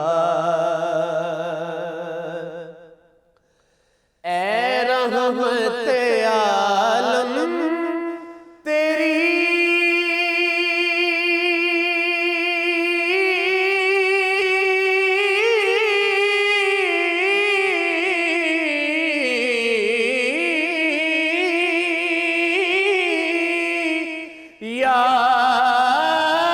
یادوں کی بدولت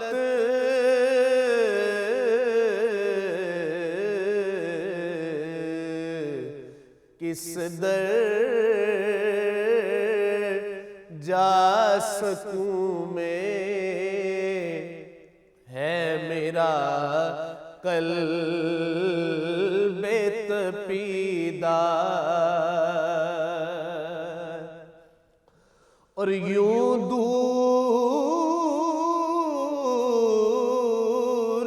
ہوں طائب میں حریم نبوی سے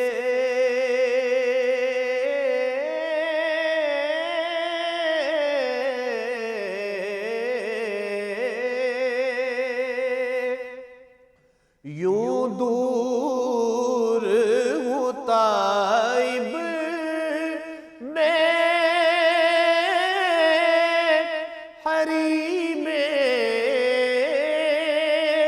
نبوی سے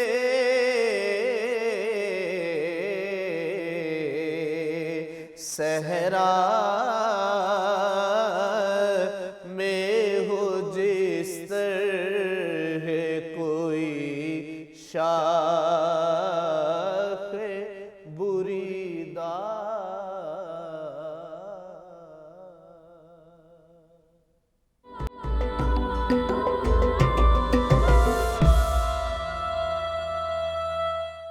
ویلکم بیک الف ٹی وی کی خصوصی نشریات اور پروگرام صبح کا ستارہ میں آپ کو ایک مرتبہ پھر سے خوش آمدید کہتے ہیں. اور بریک سے پہلے ہم گفتگو کر رہے تھے ڈاکٹر صاحب، میں اب ذرا آپ کی توجہ حاصل کرنا چاہوں گی ان واقعات کی جانب کہ جب آپ صلی اللہ علیہ وسلم پر اب وحی کا جو سلسلہ ہے اب وہ شروع ہو چکا، اور جو مکہ کے لوگ ہیں ان پر اب یہ بات آہستہ آہستہ وہ جاننا شروع ہو گئے کہ اس طریقے سے آپ صلی اللہ ایک نبی آیا ہے اور وہ اس طرح سے دعوت دے رہا ہے دین اسلام کی. تو جو یہ وقت تھا یہ بہت چیلنجنگ ٹائم رہا، آپ کے اگینسٹ لوگ سامنے آنا شروع ہو گئی اور بڑی شدید مخالفت ہوئی. اس پر تھوڑی سی روشنی فرمائیے گا. بسم رب محمد کریم علیہ الصلوۃ والتسلیم. جیسا کہ ہم نے پچھلی گفتگو کے سلسلے میں یہ بات عرض کی اور اس طرف توجہ دلائی احباب کی کہ رسول اللہ صلی اللہ علیہ وسلم اس گئے گزرے معاشرے میں بھی اپنی اعلیٰ اخلاق اور کردار کے سبب ایک مثالیہ کے طور پر پیش کیے جاتے تھے، ایک بہترین انسان کے طور پر پورا معاشرہ جو ہے وہ آپ کی قدر و منزلت سے واقف تھا اور آپ کی عظمت کا معترف تھا. لیکن جیسے ہی رسول اللہ صلی اللہ علیہ وسلم نے اس معاشرے کے اندر موجود ان علائشوں کو اللہ کی وحی کی روشنی کے اندر براہ راست ایک ہدایت نامے کے ساتھ توجہ دلانا شروع کی اور انہیں توحید خالص کی طرف جو ہے متوجہ کرنا شروع کیا، اور اس معاشرے کے اندر اعتقادی سطح پہ جو مسائل تھے، جو علائشیں تھیں، ان سے بھی اس معاشرے کو پاک کرنے کی کوشش کی. اخلاقی، سماجی اور روایتی سطح پہ بھی جو برائیاں اس کے اندر داخل ہو چکی تھیں، جب ان سب کی نشاندہی کرتے ہوئے ان کو ٹھیک کرنے کے حوالے سے ان کو عملی ترغیب دلائی، تو وہ سارا معاشرہ جو آپ کو اپنا سب سے بہترین انسان تصور کرتا تھا، وہ جسے کہتے ہیں یک لمحہ تبدیلی ایسی آئی کہ وہ سارے کے سارے آپ کے مخالف ہو گئے. اور تاریخ نے یہ دیکھا کہ معاشرے کا ہر دل عزیز شخص جو تھا، اس کے سب کی جو تنقید کے نشتر ہیں وہ اس شخصیت کی طرف ہونا شروع ہو گئے. اور جس نے جس انداز میں جتنی جس کی صلاحیت تھی، جتنا جس کا میڈیم سٹرونگ تھا، اس نے اپنے میڈیم میں رہتے ہوئے رسول اللہ صلی اللہ علیہ وسلم کو اذیت پہنچانے کی کوشش کی. یعنی اللہ کی دین کو پھیلانے کے لیے ہر زمانے کے انبیاء و مرسلین کو آزمائشوں سے، تکلیفوں سے گزرنا پڑتا ہے. ساری تاریخ انسانوں کی اس بات سے اس پر گواہ ہے کہ ہر زمانے کے اعلاء کلمت الحق کرنے والی ہستیاں جو ہیں انہیں اذیت سے گزارا جاتا ہے. لیکن رسول اللہ صلی اللہ علیہ وسلم نے خود اپنے بارے میں فرمایا کہ اس راہ کے اوپر لوگوں کو لانے کے لیے اور بھٹکی ہوئی مخلوق کو اللہ کے ساتھ دوبارہ ان کا رشتہ جوڑنے کے لیے اس مشن کے اندر جتنی تکلیفوں اور اذیتوں سے مجھے گزارا گیا، کسی نبی کو بھی اس تکلیف سے نہیں گزارا گیا. اور ہم یہ دیکھتے ہیں کہ کم و بیش انبیاء و مرسلین کے ہاں جس درجے کی اپنے اپنے زمانے کی تکالیف ہیں، ان ساری تکالیف کا کوئی نہ کوئی منظرنامہ جو ہے وہ رسول اللہ صلی اللہ علیہ وسلم کی زندگی کے اندر ہمیں نظر آتا ہے. وہ رسول صلی اللہ علیہ وسلم جن کا اپنا گھرانہ جو ہے وہ ان کا آباد کردہ یہ بستی ہے، وہاں پھر ایک وقت ایسا آ جاتا ہے کہ میرے رسول صلی اللہ علیہ وسلم کا سوشل بائیکاٹ ہوتا ہے اور آپ کو مکہ کی گویا بستی سے باہر نکل کر شیب ابی طالب کے اندر 3.25 برس جو ہیں وہ گزارنے پڑتے ہیں. محسنہ اسلام سیدہ خدیجہ الکبریٰ سلام اللہ علیہ کا ذکر ہو رہا تھا، تو میرا دل کر رہا ہے کہ ان حضور کے تذکرے میں آپ کی جو نسبت ہے اس سے بھی کچھ برکت کشید کی جائے. مورخین نے لکھا اور سیرت نگاروں نے لکھا کہ جب سرکار دو عالم صلی اللہ علیہ وسلم کا سوشل بائیکاٹ ہوا نا، اور سب نے یہ کہا کہ اب آپ کیونکہ اس سے پہلے یہ جو معاشرہ تھا، یہ آپ کے چچا جناب ابو طالب جو ہیں ان کی نسبت سے آپ کو یہ آفر کر چکے تھے کہ آپ جو 3 بہترین آفرز ہو سکتی ہیں وہ انہوں نے اپنے معاشرے کے اعتبار سے، اس وقت تک کے زمانے کی جو ترقی تھی اس کے اعتبار سے تینوں بہترین آفرز کر دیں. وسائل کے اعتبار سے بھی، حکومت کے اعتبار سے بھی کہ ہم آپ کی حکومت کو تسلیم کر لیتے ہیں، اور بہترین خاتون کی پیشکش بھی کر دی. لیکن ان تینوں پیشکشوں کے بعد جب جناب ابو طالب نے سرکار دو عالم صلی اللہ علیہ وسلم تک یہ پیشکش پہنچائی کہ وہ یہ کہتے ہیں کہ آپ اپنی گفتگو میں کچھ نرمی کر دیں، اپنا یہ جو پیغام ہے اس کو کسی تھوڑے وقت کے لیے موقوف کر دیں، تو رسول اللہ صلی اللہ علیہ وسلم نے انہیں یہ بہت واشگاف الفاظ میں یہ پیغام بھیجا کہ اگر میرے ایک ہاتھ پر سورج اور ایک ہاتھ پر چاند بھی رکھ دیا جائے، تب بھی یہ جو اللہ نے میری ذمہ داری لگائی ہے میں اس سے دستبردار نہیں ہوں گا، اور میں اس کو اسی طرح جو ہے وہ اس ذمہ داری کو جو ہے وہ ادا کرتا رہوں گا. اور پھر کچھ رفتہ رفتہ جب لوگوں کے دل سرکار دو عالم صلی اللہ علیہ وسلم کے پیغام کے ساتھ جڑنا شروع ہو گئے، اور بالخصوص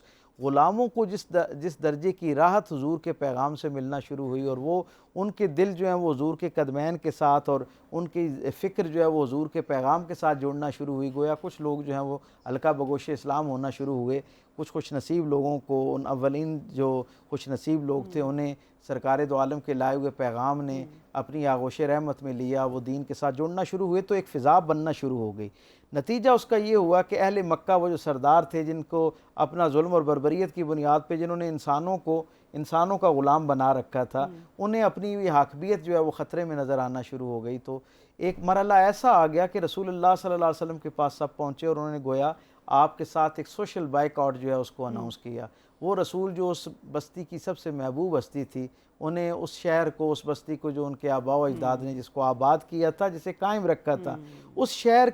کی نسبت سے جتنی خوبیاں پورے عرب میں یا پوری دنیا میں اس وقت تک معروف تھیں، وہ ساری کی ساری خوبیاں آپ کے خانوادے کی نسبت سے لوگوں تک پہنچی تھیں. وہ سخاوت تھی، وہ بہادری تھی، وہ عہد و پیمان کی جسے کہتے ہیں خیال رکھنا تھا، جو خوبیاں تھیں وہ ساری رسول رحمت کی نسبت یعنی آپ کے گھرانے کی نسبت سے پہنچی تھی. اور آج اسی بستی میں سے آپ کو جو ہے وہ نکلنا پڑ رہا تھا. اور تاریخ ہمیں یہ بتاتی ہے کہ وہ جو حضرت خدیجہ الکبریٰ کی میں نسبت بتا رہا تھا کہ مورخین نے یہ لکھا کہ سرکار انہوں نے کہا ایک وقت ایسا آیا کہ آپ حکیم بن حزام جو ہیں وہ حضرت خدیجہ الکبریٰ کے پاس ہے، اور انہوں نے کہا کہ میری آپ کی خونی نسبت ہے، اگر آپ اجازت دیں تو میں آپ کے لیے اہل مکہ سے رعایت لے لیتا ہوں، آپ مکے میں ہی رہیں اور ان کو باہر جانے دیں. تو خدیجہ الکبریٰ نے کیا خوبصورت جواب دے کر ہمیشہ کے لیے خواتین کے لیے ایک جو ہے نا نمونہ ہدایت رکھ دیا اپنی زندگی کے اندر. آپ فرماتی ہیں کہ یہ کیسے ممکن ہے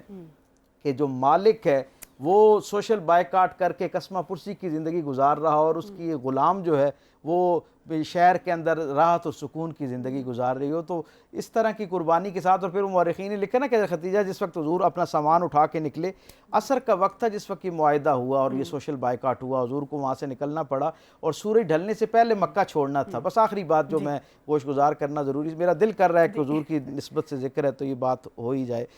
جناب خدیجۃ الکبریٰ, حضور نے وہ ایک پنڈوکلی سی بنائی جس میں آپ کا زادے رات تھا اور آپ نکلنے لگے نا, تو حضرت خدیجۃ الکبریٰ نے کہا کہ یہ کیسے ہو سکتا ہے کہ ایک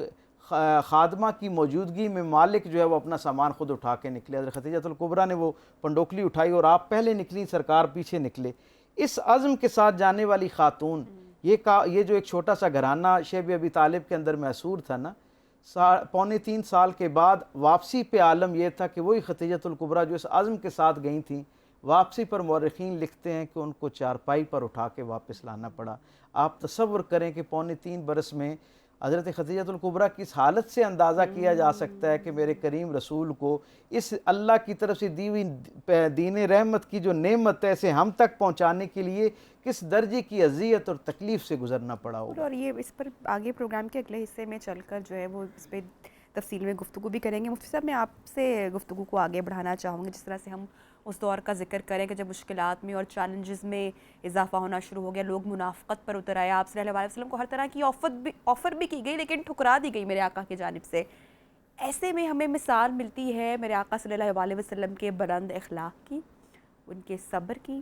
ان کے شکر کی, کہ کس طرح سے لوگ ہر طریقے سے تنگ کر رہے ہیں کہ کسی طرح سے دین اسلام کو نہ پھیلایا جائے.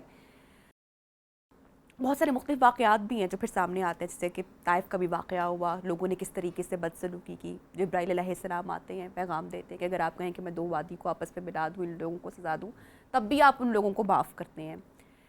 کتنی ضرورت ہے ہمیں, کیونکہ ہم دینی پہلو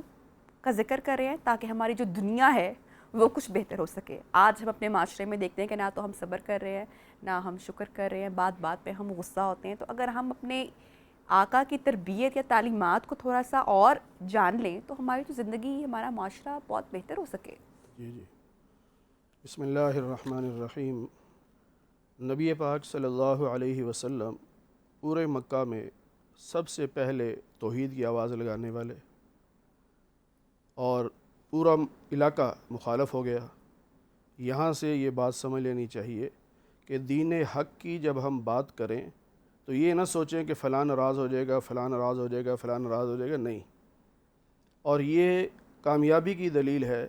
کہ آپ اپنے صحیح موقف کو پیش کرتے ہیں, چاہے کوئی مخالف ہو, چاہے کوئی راضی ہو. آج ہم مسلمانوں کا یہ المیہ ہے کہ ہماری تربیت نہیں ہے. ہم میں سے ہر شخص یہ چاہتا ہے میں ایسی بات کروں کہ مجھ سے ناراض نہ ہو, اور اس کو سمجھتا ہے کہ میں بڑا کامیاب ہوں. یہ کامیابی نہیں ہے. کیا نعوذ باللہ نبی پاک صلی اللہ علیہ وسلم اکیلے ایک موقف لے کے اٹھتے ہیں, توحید کا موقف لے کے اٹھتے ہیں, تو وہ بھی تو کہہ سکتے تھے کہ ساری دنیا مجھ سے محبت کرتی ہے, مجھے صادق و امین کہتی ہے, اس موقف پر لوگ میرے مخالف ہو جائیں گے تو ابھی وقت نہیں ہے کہ میں یہ آواز اٹھاؤں. نہیں, ایسا نہیں ہے. آپ نے موقف اٹھا کے ہمیں سبق دیا ہے کہ لوگوں کی ناراضگی کی پرواہ نہیں کرنی, معاشرہ کیا کہے گا, لوگ کیا کہیں گے, اس کی پرواہ نہیں کرنی. بس جو اللہ کا پیغام ہے اس پیغام کو لوگوں کے سامنے پھیلانا ہے. پھر نبی پاک صلی اللہ علیہ وسلم کے ساتھ جو کچھ بھی لوگوں نے کیا, آپ نے بہت تحمل سے برداشت کیا, بڑے صبر سے برداشت کیا, اور صبر سے برداشت کر کے ہمیں سکھایا ہے کہ جو حق والے ہوتے ہیں وہ برداشت کیا کرتے ہیں, وہ صبر کیا کرتے ہیں, وہ آگے سے جواب نہیں دیتے بلکہ وہ برداشت کرتے ہیں اور مناسب وقت کا انتظار کرتے ہیں. یہی مکہ تھا کہ جب اللہ کے نبی صلی اللہ علیہ وسلم اعلان کر رہے ہیں سارے مخالف ہو رہے ہیں, اور یہی مکہ ہے کہ جب سن 8 ہجری میں مکہ فتح ہوتا ہے تو سب آپ کے قدموں میں آ رہے ہیں. تو تھوڑا سا وقت کا انتظار کرنا چاہیے. وقت کے ساتھ ساتھ آپ کے لیے اللہ تعالیٰ کامیابیاں بھی آپ کو دے گا, آپ کو عزتیں بھی دے گا. اس میں ہم ہر پہلو پہ سوچ سکتے ہیں. خاص طور پہ بیٹیوں کو سمجھا سکتے ہیں کہ بیٹی جب شادی ہو جائے گی, نئے گھر میں جاؤ گی, تو یہ نہ سمجھنا کہ جاتے ہی سب میرے محب بن جائیں گے اور میرے خیر خواہ بن جائیں گے. تم ایک نئی جگہ جا رہی ہو, اگر مشکلات آئیں تو برداشت کرتے رہنا, برداشت کرتے رہنا. اور آپ نے دیکھا ہوگا جن خواتین نے سسرال میں ظلم و زیادتیاں بھی برداشت کی، لیکن ایک وقت آیا کہ انہی کی عزت بنی، پھر انہی کی خوب عزت بنی۔ تو اگر برداشت جس طرح نبی پاک صلی اللہ علیہ وسلم 13 سال برداشت کرتے رہے ہیں، کوئی معمولی بات تو نہیں ہے، اتنا کچھ برداشت کیا، تو اب وہ برداشت کے بعد جو صلہ ملا ہے وہ اللہ تعالیٰ نے کتنا صلہ دیا کہ مدینہ منورہ پہنچتے ہیں تو وہاں اللہ آپ کو بادشاہ بھی بنا دیتا ہے، نبوت بھی آپ کے پاس ہے، بادشاہت بھی آپ کے پاس ہے، اور قضات یعنی جج بھی آپ ہیں، سارے معاملات آپ کے ہاتھ میں ہیں۔ تو اس طرح جب ہم صبر سے کام لیں گے اور صرف حق بات اس کا بیان کرنے کا بھی طریقہ ہوتا ہے، لازمی تو نہیں کہ حق بات اسے کہتے ہیں کہ جو منہ پہ گالی دے کے کہے، اس کو تو حق بات نہیں کہتے۔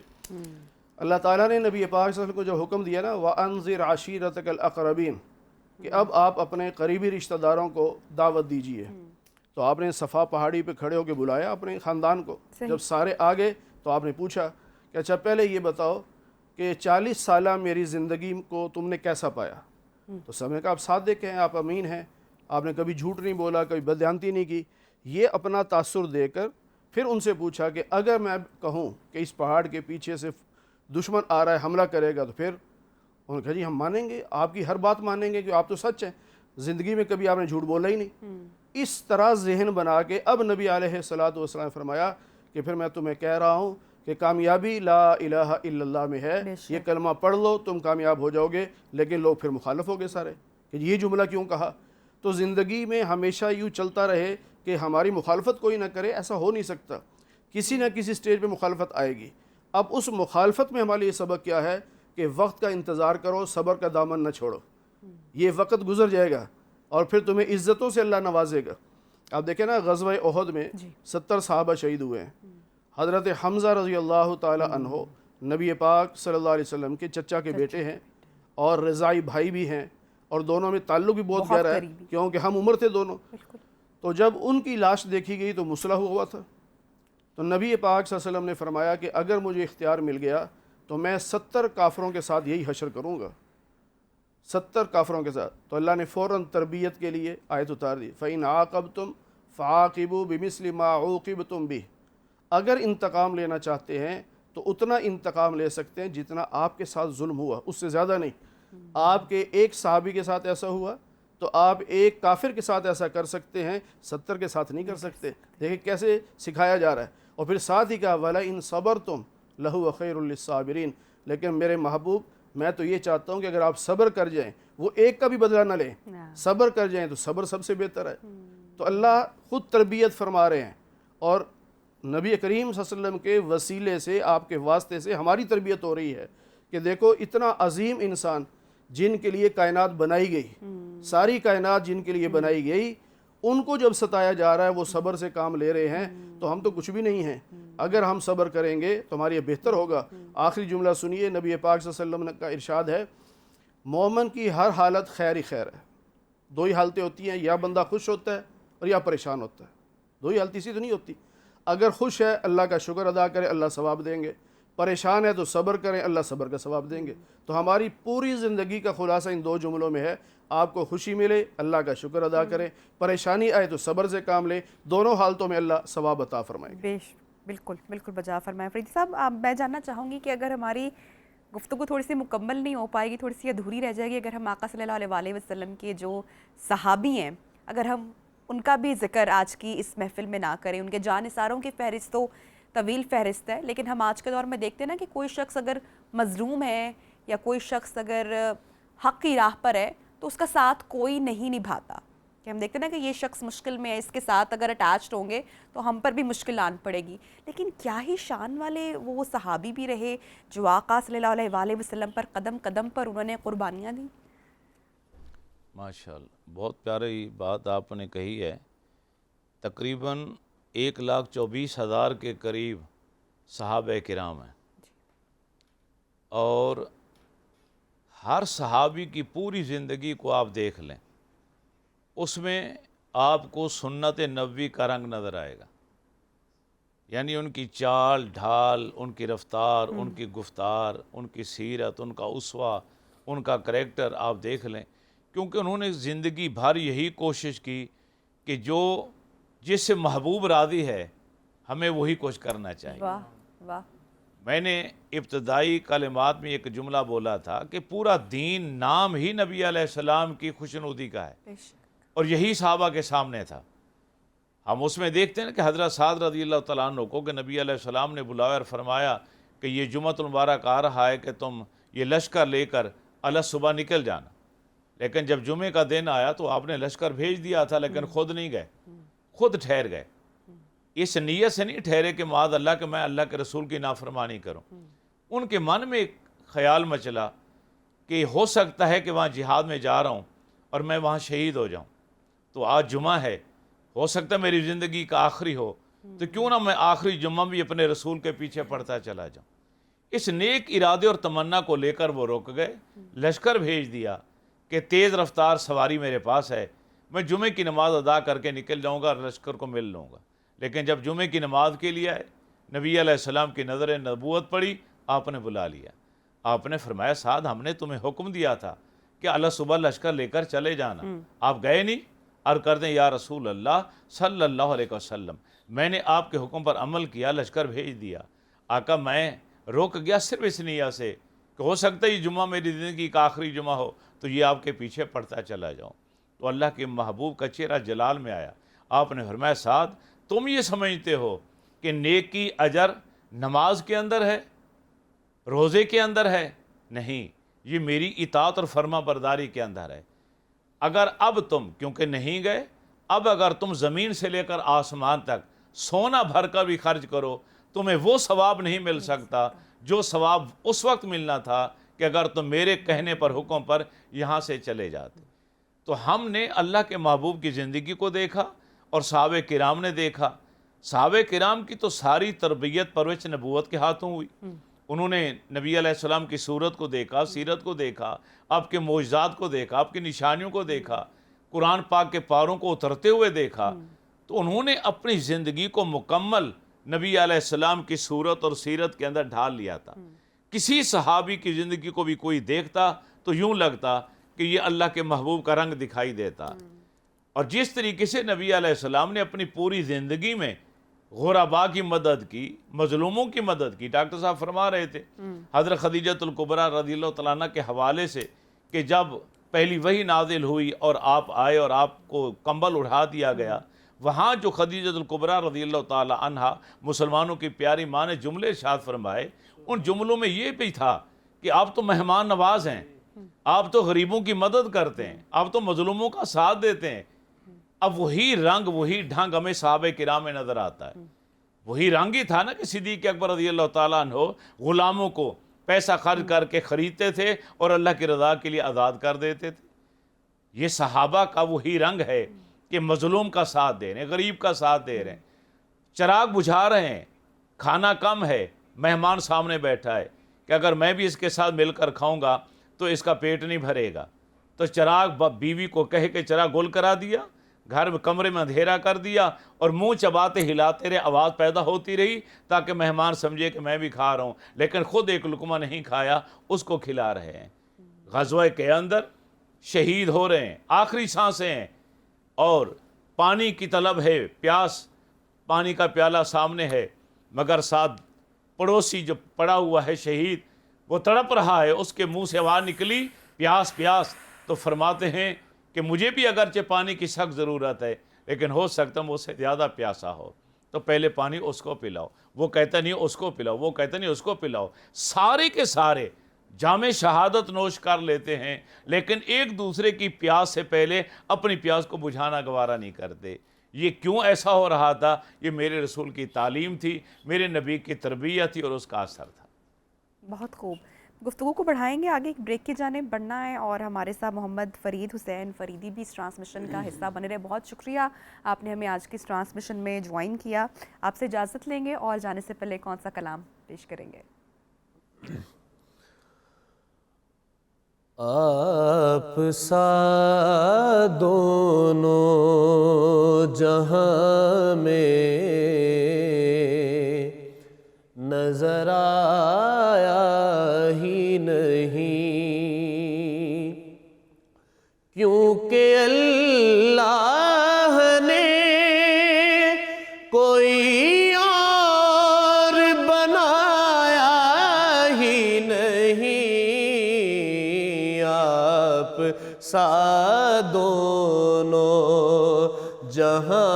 ہمیں نظر آیا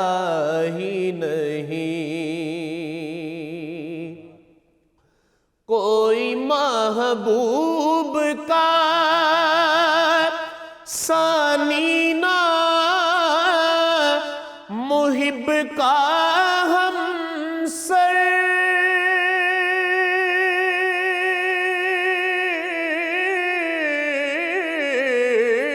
کوئی محبوب کا ثانی نہ، محب کا ہمسر،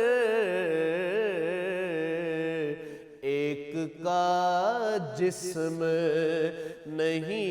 ایک کا سایہ ہی نہیں، کیونکہ اللہ نے کوئی اور بنایا ہی نہیں، آپ سا دونوں جہاں میں نظر آیا ہی نہیں، اور جس نے سرکار کے چہرے کی زیارت کر لی،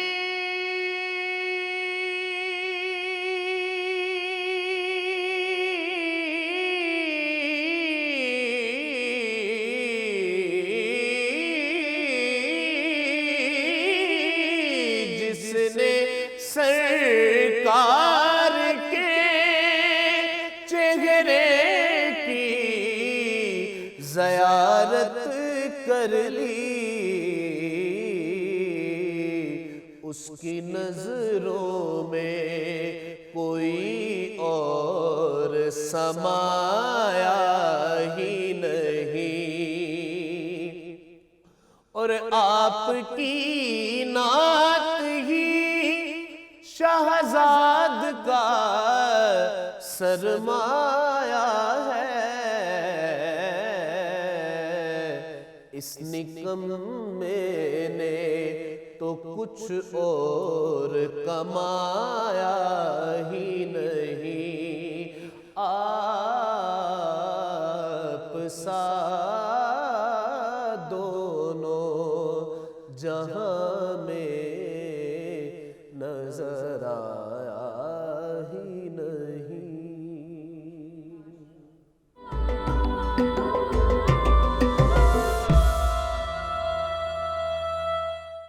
زمین و زمان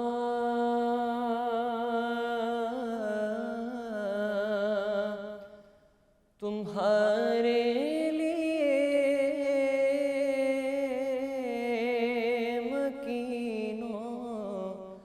مکان تمہارے لیے، زمین و زمان تمہارے لیے، مکین و مکان تمہارے لیے،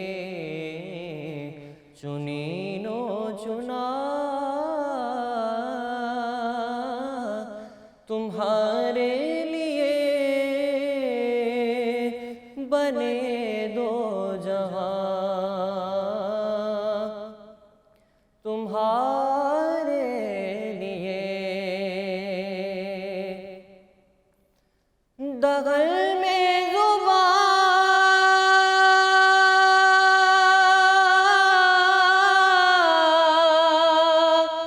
تمہارے لیے،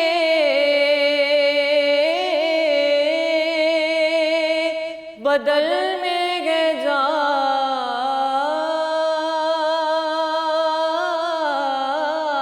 تمہارے لیے، دغل میں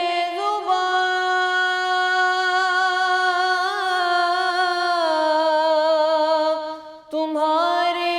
لیے،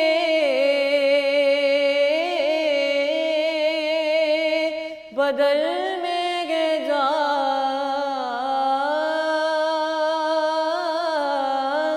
تمہارے لیے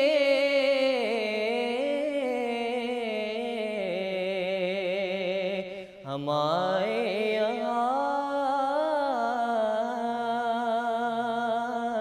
تمہارے لیے اٹھے بھی وغاں تمہارے لیے ہمارے یہاں تمہارے لیے اٹھے تمہارے لیے اور اشارے سے چاند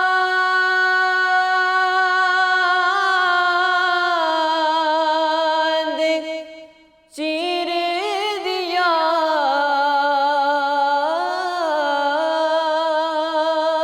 چھپے ہوئے گل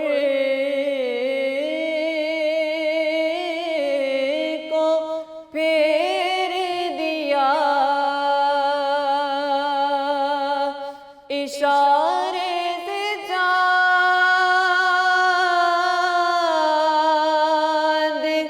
چیر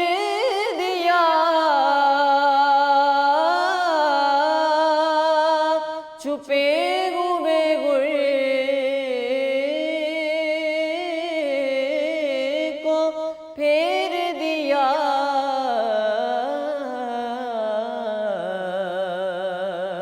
گئے اثر کیا یہ تاب و تواں تمہارے لیے گئے ہوئے دل کو اثر کیا یہ تاب و تواں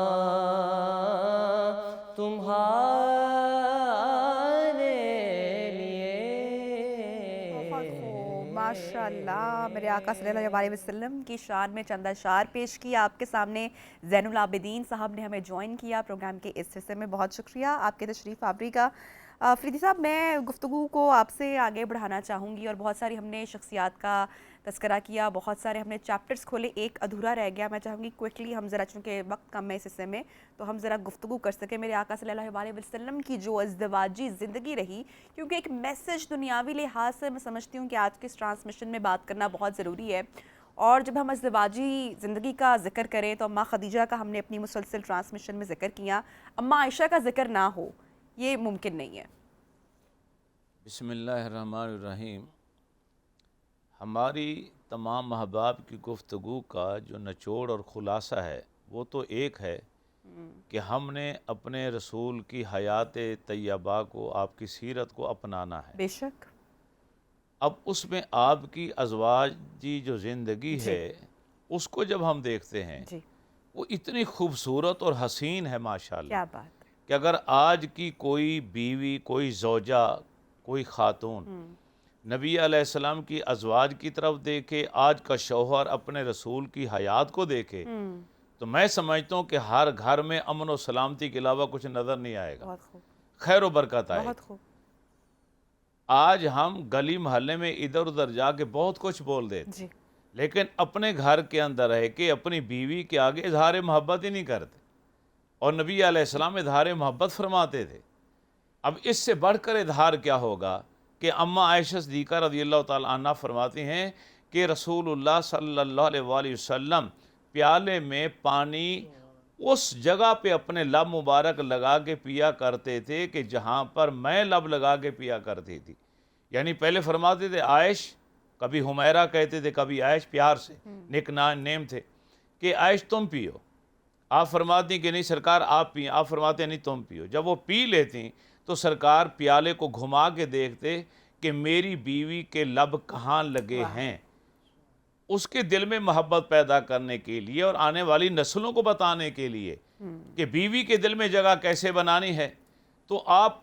بیوی کے لبوں کے نشان کو دیکھ کر آپ اپنا دہن مبارک وہاں لگاتے تھے. روٹی کا لقمہ اٹھایا، سالن لگایا، آپ اپنی بیوی کے منہ میں ڈال رہے ہیں. اما عائشہ صدیقہ رضی اللہ تعالیٰ عنہ اپنے شوہر کے منہ میں ڈال رہی ہیں.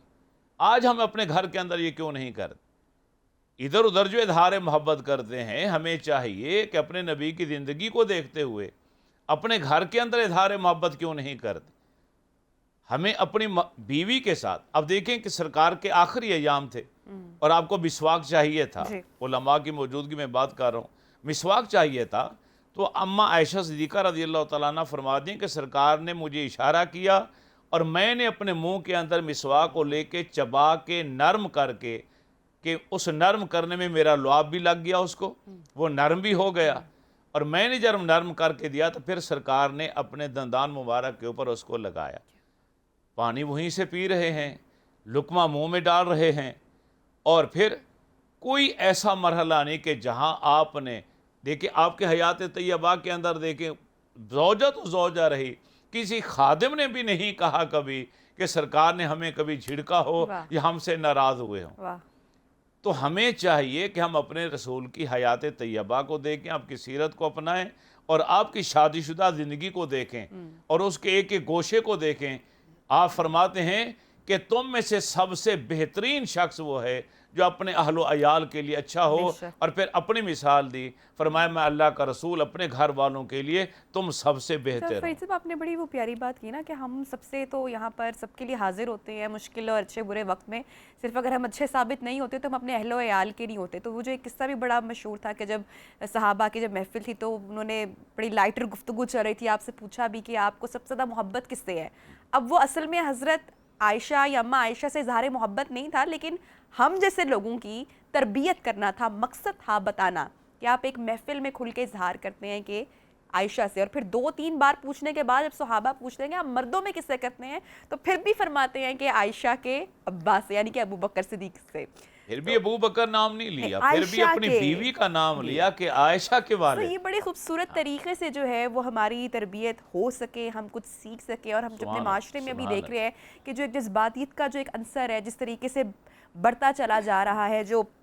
شرح طلاق ہے اس کی جو پرسنٹیج ہے ہم دیکھتے ہیں کہ وہ کتنی بڑھتی چلی جا رہی ہے. تو کاش ہم اپنے نبی کے اخلاق یا ان کی زندگی سے کچھ تھوڑا سا سیکھ پاتے. چونکہ ٹرانسمیشن کا آخری حصہ ہے مفتی صاحب،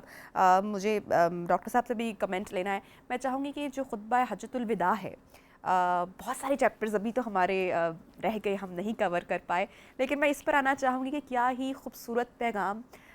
چارٹر آف ہیومینٹی پیش کیا.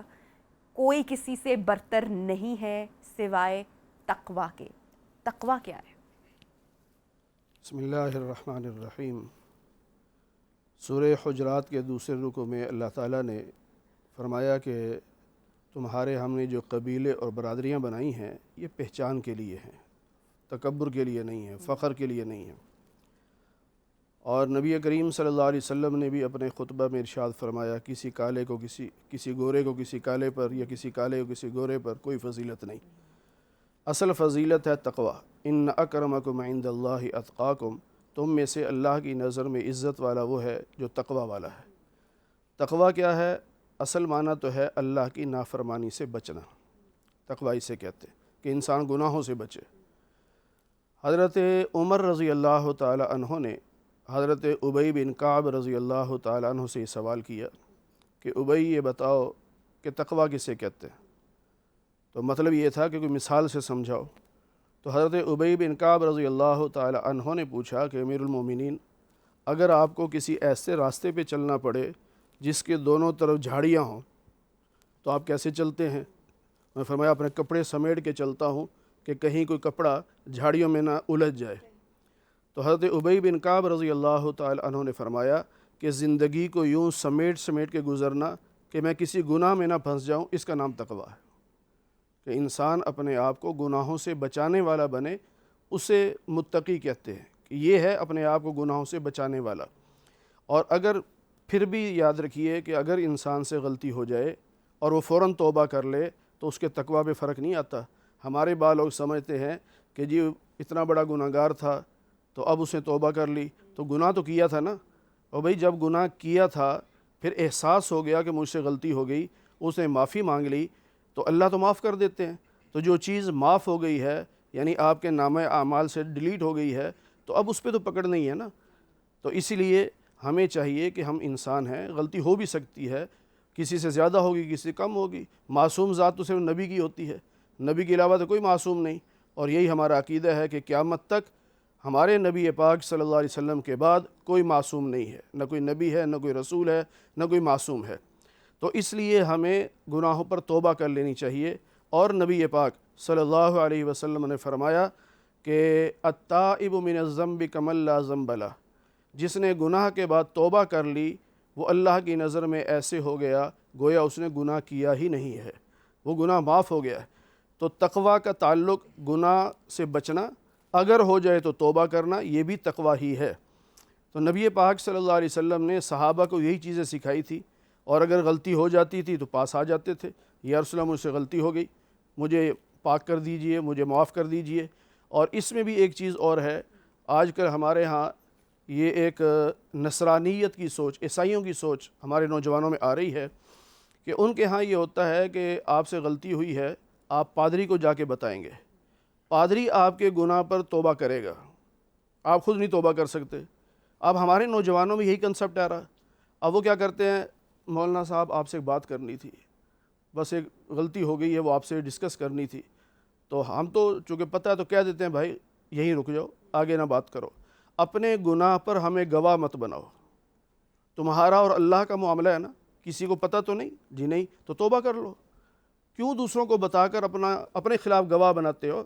اور ایسا واقعہ پیش آیا، ایک صحابی تشریف لائے حضرت عمر رضی اللہ عنہ کے پاس کہ مجھ سے غلطی ہو گئی، فرمایا حضرت عمر کے پاس چلے، حضرت ابوبکر کے پاس چلے جاؤ، ان کے پاس گئے، انہوں نے کہا جی اللہ کے نبی کے پاس چلے جاؤ، تو نبی پاک صلی اللہ علیہ وسلم کے پاس جب پہنچے تو انہوں نے ذکر کیا کہ مجھ سے یہ غلطی ہو گئی، آپ نے رخ پھیر لیا، مطلب یہ تھا کہ اٹھ کے چلا جائے، لیکن وہ پھر سامنے آ گئے، پھر تیسری مرتبہ سامنے آ گئے، چوتھی مرتبہ سامنے آ گئے، اب آپ نے فرمایا کہ ان کو پاک کر دو، اور رونے بیٹھ گئے نبی علیہ السلام۔ تو صحابہ نے پوچھا یا رسول اللہ کیا ہوا؟ تو آپ کا بڑا خوبصورت جملہ یہ تھا کہ جب تمہارے پاس وہ آیا تھا تو تم اسے یہ سمجھاتے کہ تیرا اور اللہ کا معاملہ ہے، توبہ کر لے، لوگوں تک بات نہ پہنچا، تو انہوں نے کہا یا رسول اللہ آپ معاف کر دیتے۔ فرمایا میں جو رخ بدل رہا تھا معافی کے لیے تو کر رہا تھا، لیکن وہ سمجھا نہیں، اور پھر میں صرف نبی نہیں ہوں، میں قاضی بھی تو ہوں، تو جب میرے سامنے ایک آدمی 4 مرتبہ اقرار جرم کر لے گا تو پھر میرا جو قاضی والا عہدہ ہے اس کا تقاضا یہ ہے کہ میں اس کے لیے سزا نافذ کروں۔ تو یہ نبی پاک صلی اللہ علیہ وسلم امت کو سمجھا رہے ہیں کہ اگر گناہ ہو بھی جائے، اللہ اور بندے کے درمیان کا تعلق ہے، اس پہ لوگوں کو گواہ نہ بنایا کرو بلکہ رب سے معافی مانگ لیا کرو۔ جی ڈاکٹر صاحب لاسٹ کمنٹ، ٹائم کی تھوڑی سی کمی ہے،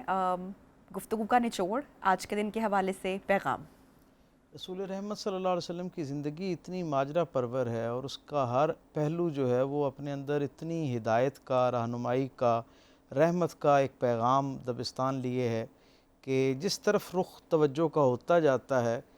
برکت جو ہے وہ اس کا نزول ہونا شروع ہو جاتا ہے۔ شاعر نے کہا تھا زندگیاں ختم ہوئیں اور قلم ٹوٹ گئے، تیرے اوصاف کا ایک باب بھی پورا نہ ہوا۔ رسول رحمت کی زندگی کی جس انداز سے، جس خصلت پہ ہم بات کرنا شروع کریں، غور و فکر کرنا شروع کریں، ہر زمانے کو اپنی اپنی نسبت سے اس سے جو ہے وہ فیض ملنا شروع ہو جاتا ہے۔ میں صرف ربیع الاول کی مناسبت سے اور آج کی اس دن کی مناسبت سے اپنے سامعین اور ناظرین کو اس خیر میں شریک کرنا چاہوں گا۔ ایک درد ہے جس میں میں چاہوں گا کہ ہم سب کی توجہ جو ہے وہ شامل ہو جائے۔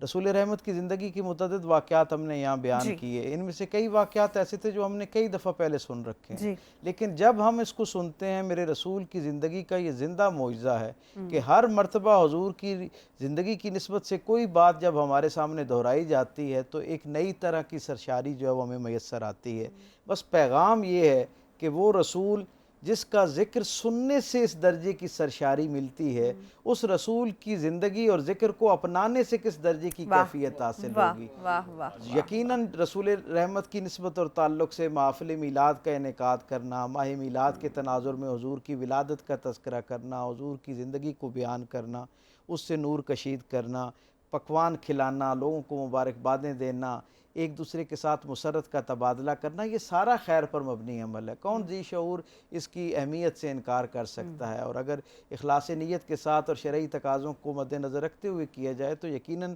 اللہ سے امید خیر کی جو ہے اور اجر کی جو ہے وہ امید نہیں، یقین رکھا جانا چاہیے۔ لیکن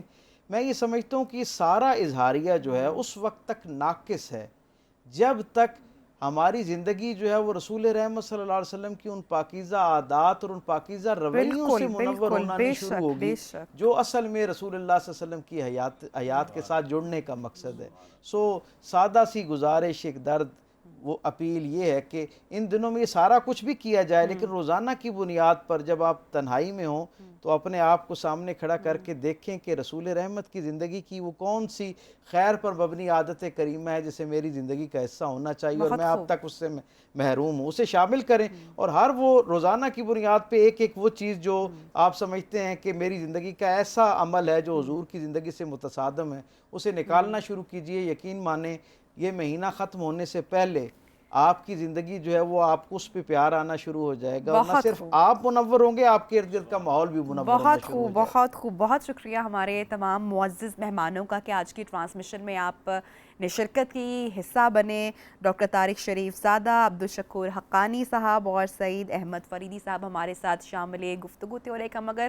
عمر بھی گزار دیں تو شاید میری آقا کی جو شان ہے وہ لفظوں میں بیان ہم نہ کر سکیں۔ آپ سے اجازت چاہوں گی، اور اجازت سے پہلے زین العابدین ہمارے ساتھ موجود ہیں، ان سے کلام کی فرمائش کریں گے، اور آپ کی آمد کا بھی بہت شکریہ۔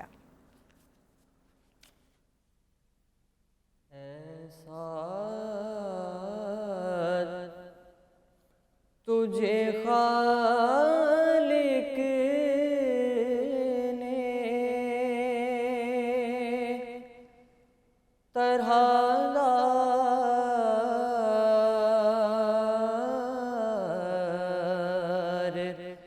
بنایا،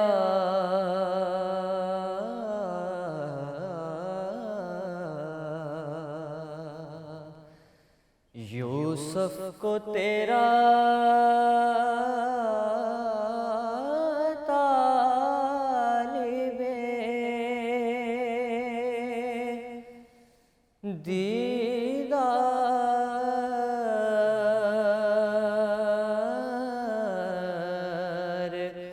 بنایا،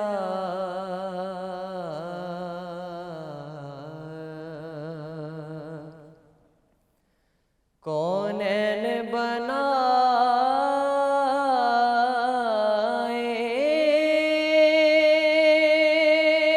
گئے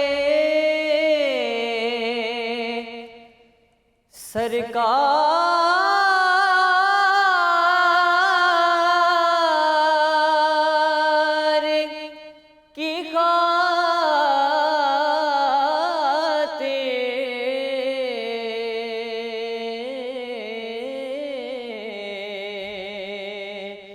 کونین بنائے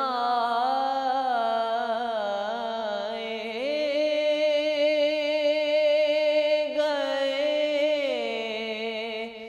میرے سرکار کی خاطر، کونین کی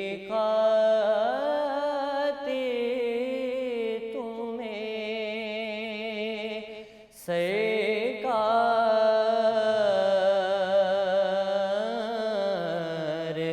بنایا،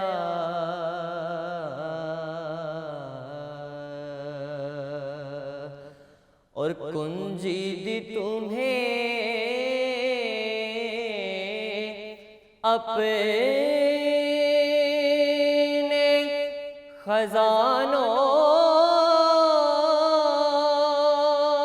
کی خدا نے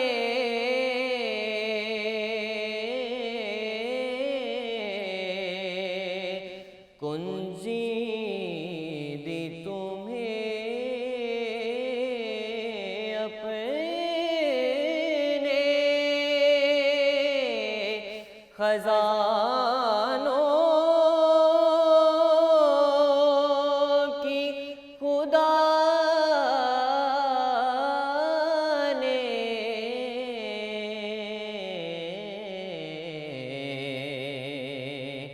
محبوب کیا مالکو مختار بنایا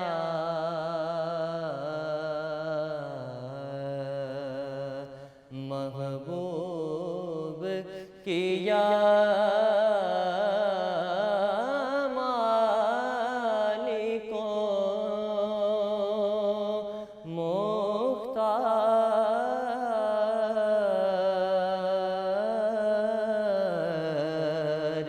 بنایا